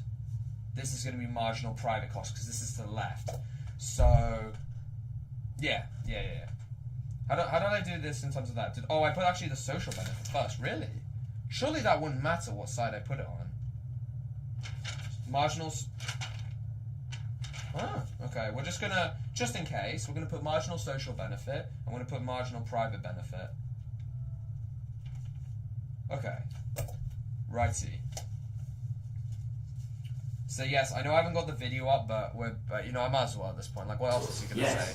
As long as it's big, do you want it right? Yeah. Yeah, he's just talking about stuff he said last time. All right, let's go and I'm gonna finish off this diagram, and then I'm debating if I just watch the whole video or if I just skim through, because we got the gist. I think the rest of this playlist is about analysis, which is something I do need to learn, because if we don't know what the hell we're writing, if we don't know what we could if we don't know how to explain this stuff, then it's like, what's the point of learning it then? All right, so it's going to be on the right side. So realistically, the no matter how you look at this, the optimal thing. Let me check the other page. I think this is true. Yep. It's going to be upwards, no matter how you look at it. So okay, shing baling. This is going to be quantity. This is going to be prices, costs, benefit. Price, costs, benefits. I remember the monopoly curve is prices, revenue, something. I can't remember. What is the wait, Dylan? What is the y-axis for a monopoly curve? It's prices, revenue. What else? Okay, this one's benefits. I'm basically just trying to predict the curve. That's why it's a bit longer. So, and also we need to find the point. Where does the point meet? Hold on. Wait, there's no way it's this triangle. Okay, well then this is going to be the welfare loss. Welfare loss. This is like the bait triangle, but there is actually, that is the point. Oh wait, no, social cost. Well, it could be this one, to be fair. Uh-oh. Oh, so it is. Oh, so it is actually price, revenue, and costs. Okay. Or I probably just go price, cost, revenue. That's probably the way. Right? Not quartet of I think we've got it. Oh wait, sorry. I need to put my misallocation of resources. We can't forget the misallocation of resources. Allocation of resources. Under consumption of merit good. Under consumption. Maybe just put under consumption, because this isn't about merit goods or something. Under production. There we go. I thought so. Under production. What about did I put this? What did I put for the first one? Did I put under production? No, I just put misallocation of resources. Let me go check something. Tick, tick, tick, tick, tick, tick, tick. I didn't give a shit. He just overproduction. Probably I should just put misallocation of resources. Don't make it too complicated, otherwise we're just doing ourselves no favors. Social cost and the private cost. The social cost. Right, let's see. Did I nail it? Yep, got that part. Oh. No, I did not nail it. How have I messed up here? The quantity's incorrect. Okay, so I got the quantity part right. But the price is actually going down. Oh, because there's positive price. Ah, right. That's in consumption. Ah, right. No, this makes sense. This makes sense. Okay, so this triangle is definitely not the case. This triangle can't be it. Nah, this makes sense. This makes sense. Okay. I thought so. I thought so. Okay. Look, then again, look, I was trying to predict it, you know. That's my excuse. I was trying to predict it, but no, that makes sense. That makes sense. So, yes, because this benefits, so production costs are going to go down, obviously. Didn't think about that. Yeah, did I get that part right? MSB equals MPD, which equals D. Yep, MS. Yep, got all that part right. Just only got the P wrong. And the triangle was bigger than anticipated. Hold on, let me go back to welfare loss. There is a market failure, there is always a net loss to society, and there's always the triangle that points towards the social optimum, that is the welfare loss triangle. Okay, so there it is there, and you can label it. How's he got the welfare? The social optimum, that is the you know that there's a welfare loss when there is a market. Yeah, I'm checking everything. I think I've literally got this. Apart from that one time where I messed up the which P? We gotta watch for that. We gotta watch for that. Because the Q is easy. The Q follows exactly blindly how you would expect it to. But the P requires a second step of logic. Where it's production, the prices are going down, and consuming, it's going up. More consumption. There's a net loss to society, and there's always the triangle.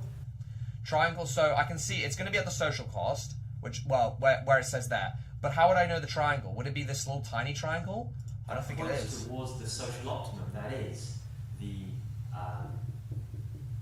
welfare loss triangle. Okay, so there it is there. That is the one time the welfare loss triangle. I don't understand that. Why is it not the extremely small one then?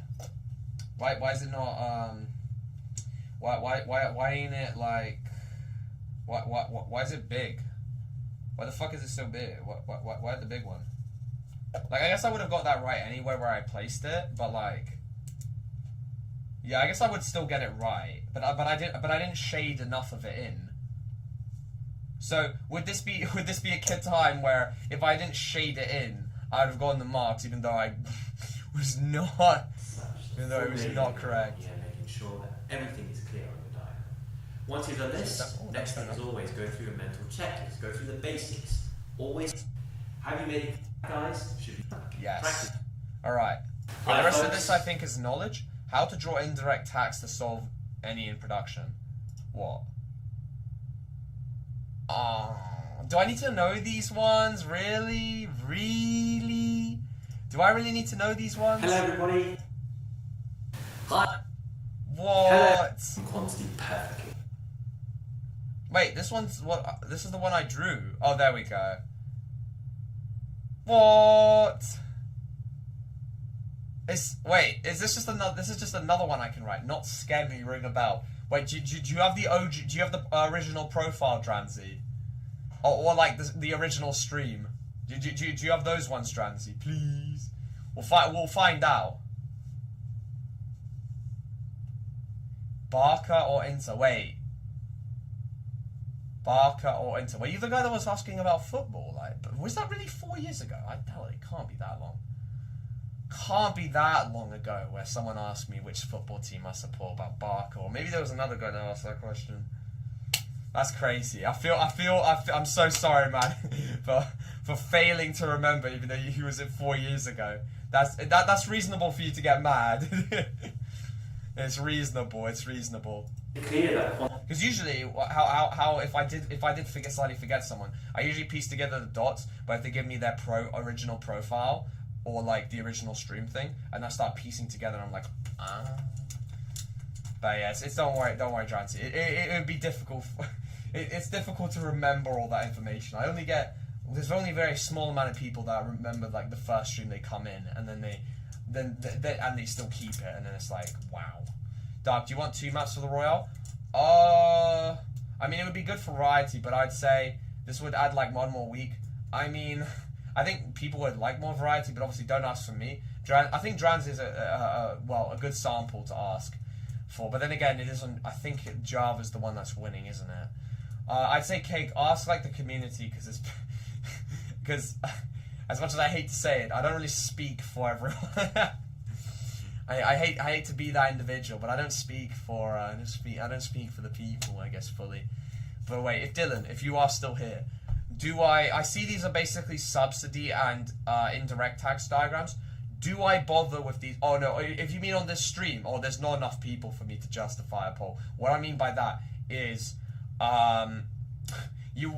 don't have a good enough sample, if you get what I mean. There's not enough people for me to for you to be able to gauge on what people are looking at, because we only have Dransy and maybe Dylan, and maybe someone else is hiding in the stream. Who knows? Hi everybody. I remember I was chilling with Peanut when I joined you for the first time. Oh, so this is when. Was Peanut shit at English back then, Dransy?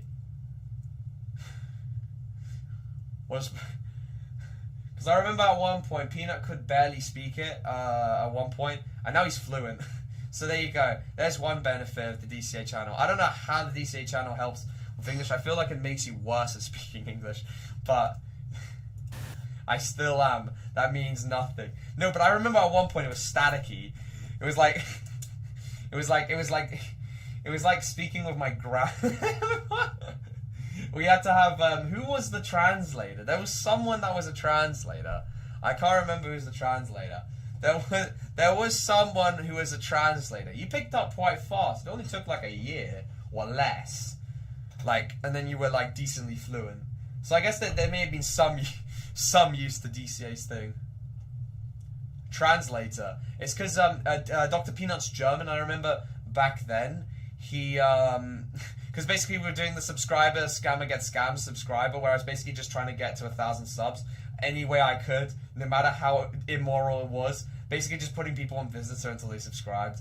That was great. Good times. I'm tempted to bring that back. Though I'm very tempted to bring that back. I am so tempted. I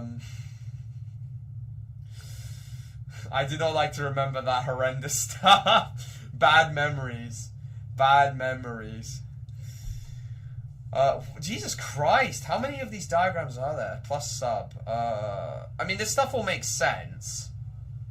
Oh, it's for all the diagrams. What about this one? Everybody, you may make sure it put the price. Oh, it's the state provision stuff. Yeah, I don't know if this might be a bit much to remember. Hello, everybody. Brother, I am not remembering that much. Brother. Hello, everybody. With a pollution permit, yes, so there are less permits out there. Oh my god. That is so many diagrams. Hell no. That is too many. What the fuck? Okay, this one's normal. This is a normal one. This is just a normal supply-demand curve, just with both, just like the most advanced version I knew how to do. Actually, the Econ mark scheme doesn't say about marking independently. The English one does. Fair. I thought it would be the same prologue for AQA mark scheme, but it isn't. Oh, so he was telling... So it actually is... that means that... Fuck! Fuck! I'm gonna have to learn more diagrams.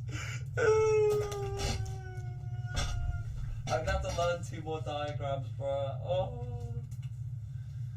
Well, at least we'll find out. We're gonna find out how they do it. If it's paper by paper, there's nothing I can cheese. There's literally not. Look, if it ain't paper by paper, I can cheese it. I can like, if it's like they're marking the 25 markers specifically, like the first one on section A and the second one in section B, that's easy life then. Doesn't necessarily mean they don't mark it independently. Like, yeah, because like normally Dylan, obviously with Econ, they mark each question independently. There's like a different person for each specific question, whatever question their speciality is. 15 mark or 25. It's just it's just if they're mentioning it as a new variable that happened last year, and it means that this thing is slightly patched, it is risky. It's not obviously gonna kill you in terms of marks, I don't think, but it's gonna like damage you if you get unlucky. You think they mark the questions independently, right? No, because like that's normally how they do it. That's normally how they do Econ. It's just because there's been a shortage or something, at least last year specifically. Does that mean shortage will affect this year? Probably somewhat. I just hope it's not as bad or not at all. But the fact that it exists as a variable is not good. Yeah, because normally it's like they have a specific person marking each different 25 marker. Like the one in section A is marked by a guy. The one in section B is marked by even a different guy as well. And marked and all that. What I'm suggesting is if there's a shortage of examiners, do they just get the guy to do both my 25 markers in the exam, or are they doing paper by paper? Because normally they independently get a different guy for every single question. I'm not sure about the 2 and 4. They might just combine. They might just collab that. Whatever case, who cares about that? I literally do not care if they have the same guy marking my 9 and 15. But there's no way. That just doesn't seem right. That doesn't seem logical. That's why I'm just like, You know that way you sometimes remember doing really stupid things as a child? Oh, yeah. Things you crease at, oh dear. Let me check DMs. Chat, who do you think will win? Barca or Inter? Barca is, dear, they're running out of money. Money! We need more money. So it's like, you can take the risk, you're probably still going to get an A, but it's like, unless everything's perfect, that's why I'm trying to not risk. That's why I'm just like, if you get what I mean. I'm just like, do I risk it? If they mark both your 25 markers, if the diagram works, they should let you use it again. Like, I hope so, but I just don't know, but like, by them just saying that, it's just like, it's making me believe that, I think at least they were saying that means you can't keep using the same diagrams over and over and over and over and over and over and over and over and over and over again, because, yeah, I don't know if there's a limit. I'm just assuming the limit is 1. Is 1. But like, man, come on, just like, it's mainly specifically for the 15 and 9 marker. That's what I don't want them to. I don't want the same guy marking those, because with the plan we've got is I'm going to use an indirect and externality graph for one of my 25 markers, aka the market failure one, and whatever's the other one, we're going to use Monopoly, because it's probably going to be about markets. We're going to use the Monopoly, and we're going to use the upgraded demand and supply diagram. Sorry, that's what I'm going to use for the 25 markers. As you can see, no problems. What I don't want is them cucking my 9 and 15 marker graphs. That's what I don't want. By like them like basically saying, It doesn't make sense for them. It doesn't make sense to not use the same one. If it works though, a bit stupid. I think it's like the cases that you're supposed to, by AQA, you're supposed to be using different diagrams of each question. Like, you're supposed to, like, for some, it's almost like an economic assumption. You're supposed to answer, like, the paper, like, like you're supposed to assume that as you do like how you do your paper where you do every single question, it's almost like there's like some kind of social norm where, or like examiner norm where you're supposed to be under the illusion that one guy is going to mark your whole paper, something like that. And so under that social norm illusion, you have to use a different graph for each different thing in your question, otherwise you're repeating yourself. You know, like English GCSE or basically just essay subjects in general, if you repeat the same point, like using the same diagram, you don't get extra marks for it or something like that. You gain no marks for it. You don't get minus marks, but you just don't gain any marks for it. That's what I mean in kind of thing is that. But it again, it's irritating. It's like I want to be just able to just use my 5 graphs and call it a day. That's so irrational.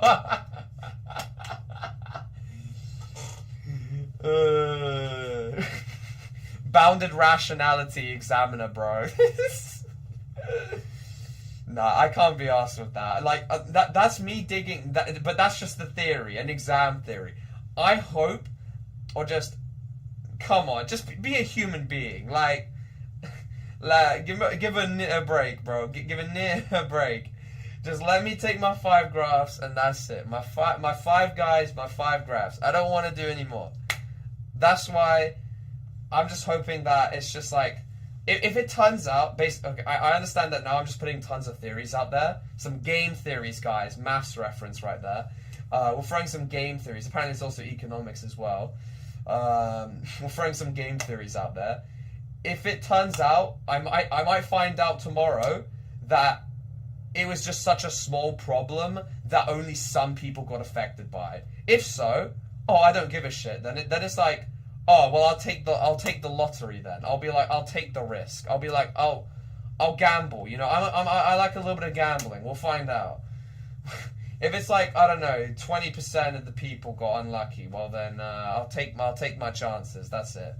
But yeah, either way, it's probably not going to be a big deal. At least I'm making probably a bigger deal than it actually is. It's just because I don't want to learn 2 more graphs. It's just essentially like that. At least it's 2 more graphs. Yeah, 2 more graphs. I'd rather not. It's just not reasonable. Either way, DC is complaining too much, but I think that's probably the end of the stream there. Oh yeah, one final question, Dylan. So you see these indirect tax, whatever the hell, subsidy. Hi everybody. I mean, it's pretty simple, but it's like, do I really? Well, honestly, is it okay? No, okay. The points are slightly different, to be fair. Like lower price, higher quantity, something like that. I mean, it's not really much difference. But do I need to know these, or can I just say skip? It's probably just, I might as well probably just know these because they're very easy. Like it's only just 2 the points are slightly changed. It's actually even easier because you don't even need to think about misallocation of resources. You're almost just reading off the graph. You're like, oh wow, yeah, high quantity, lower price. Wow, so skip.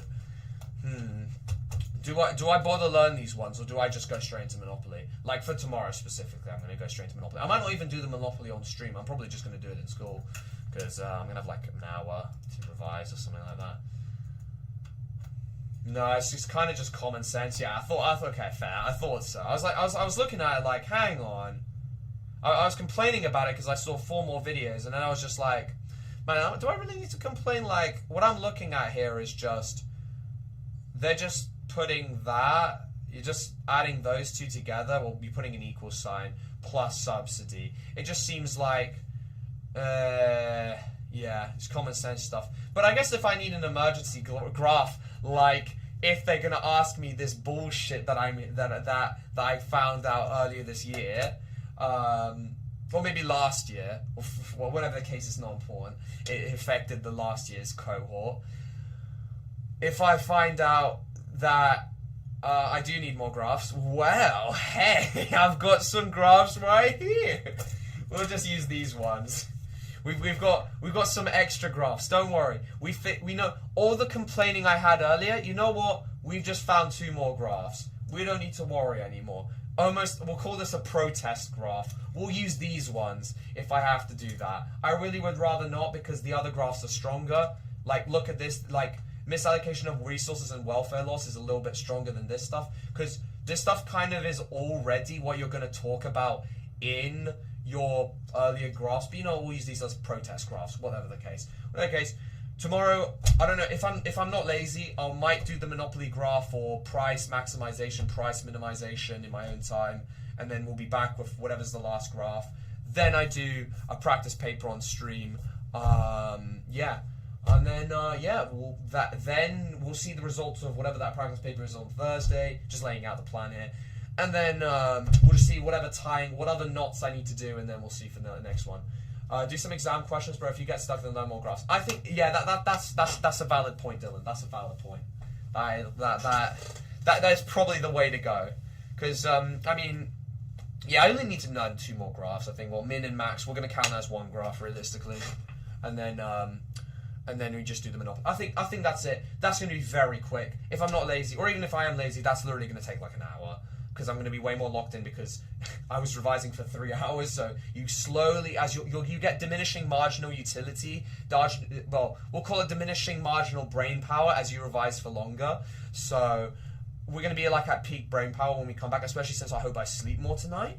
So that will only take an hour, and then we do some practice questions, and then boom. If it looks like we're literally smashing it, like even by the mark scheme standards, oh my days, nothing to worry about. I might even just start revising macro, but let's not get ahead of ourselves. All right, give us a week and the map should be done. Look, take your time. Look, no one in the community is gonna like kill you guys for taking your time. They don't want half-baked stuff. If they get to feel a finished, marinated, nice arena, they're going to be so happy. So well, at least I hope they will. Maybe they're not. No guarantees on that. They might just say fuck you. But we'll hope that they appreciate it. Either way, I'm going to be profit maximizing in the exam. Oh my god, that is hold on. There might what's another one? Utility gaining in the exam with the A stars and stuff. Profit maximizing. Oh my days. That assumption, it's going to be used everywhere. We're going to assume this is a profit maximizing firm. Was it? We're going to be learning all about merit goods. And if the exam is truly a demerit good. What other ones are there? We're doing a quick fire. What else is there? Economic knowledge, come on. I need to manifest some economic knowledge real quick. I've already used my diminishing marginal utility yield. My utilities, I've kind of used all of them already. But yeah, either way, guys, thank you guys for stopping by. Hope you guys enjoyed today's stream. And Inter scored. Oh wait, so they both scored. The fuck? Just a draw. Either way, guys, I shall see you guys tomorrow. All I can say, Dylan, is thank you for being a merit good man. Thank you very much. We formed a structure together here. All right. Anyway, thank you guys for stopping by. Let me check this DM and I'll show on the stream. What is this about? A little sneak peek, quick draw. Welcome, Master Hunter. That's pretty Sigma. All right. Anyway, tomorrow what stream? Revision stream. This time we're doing a test.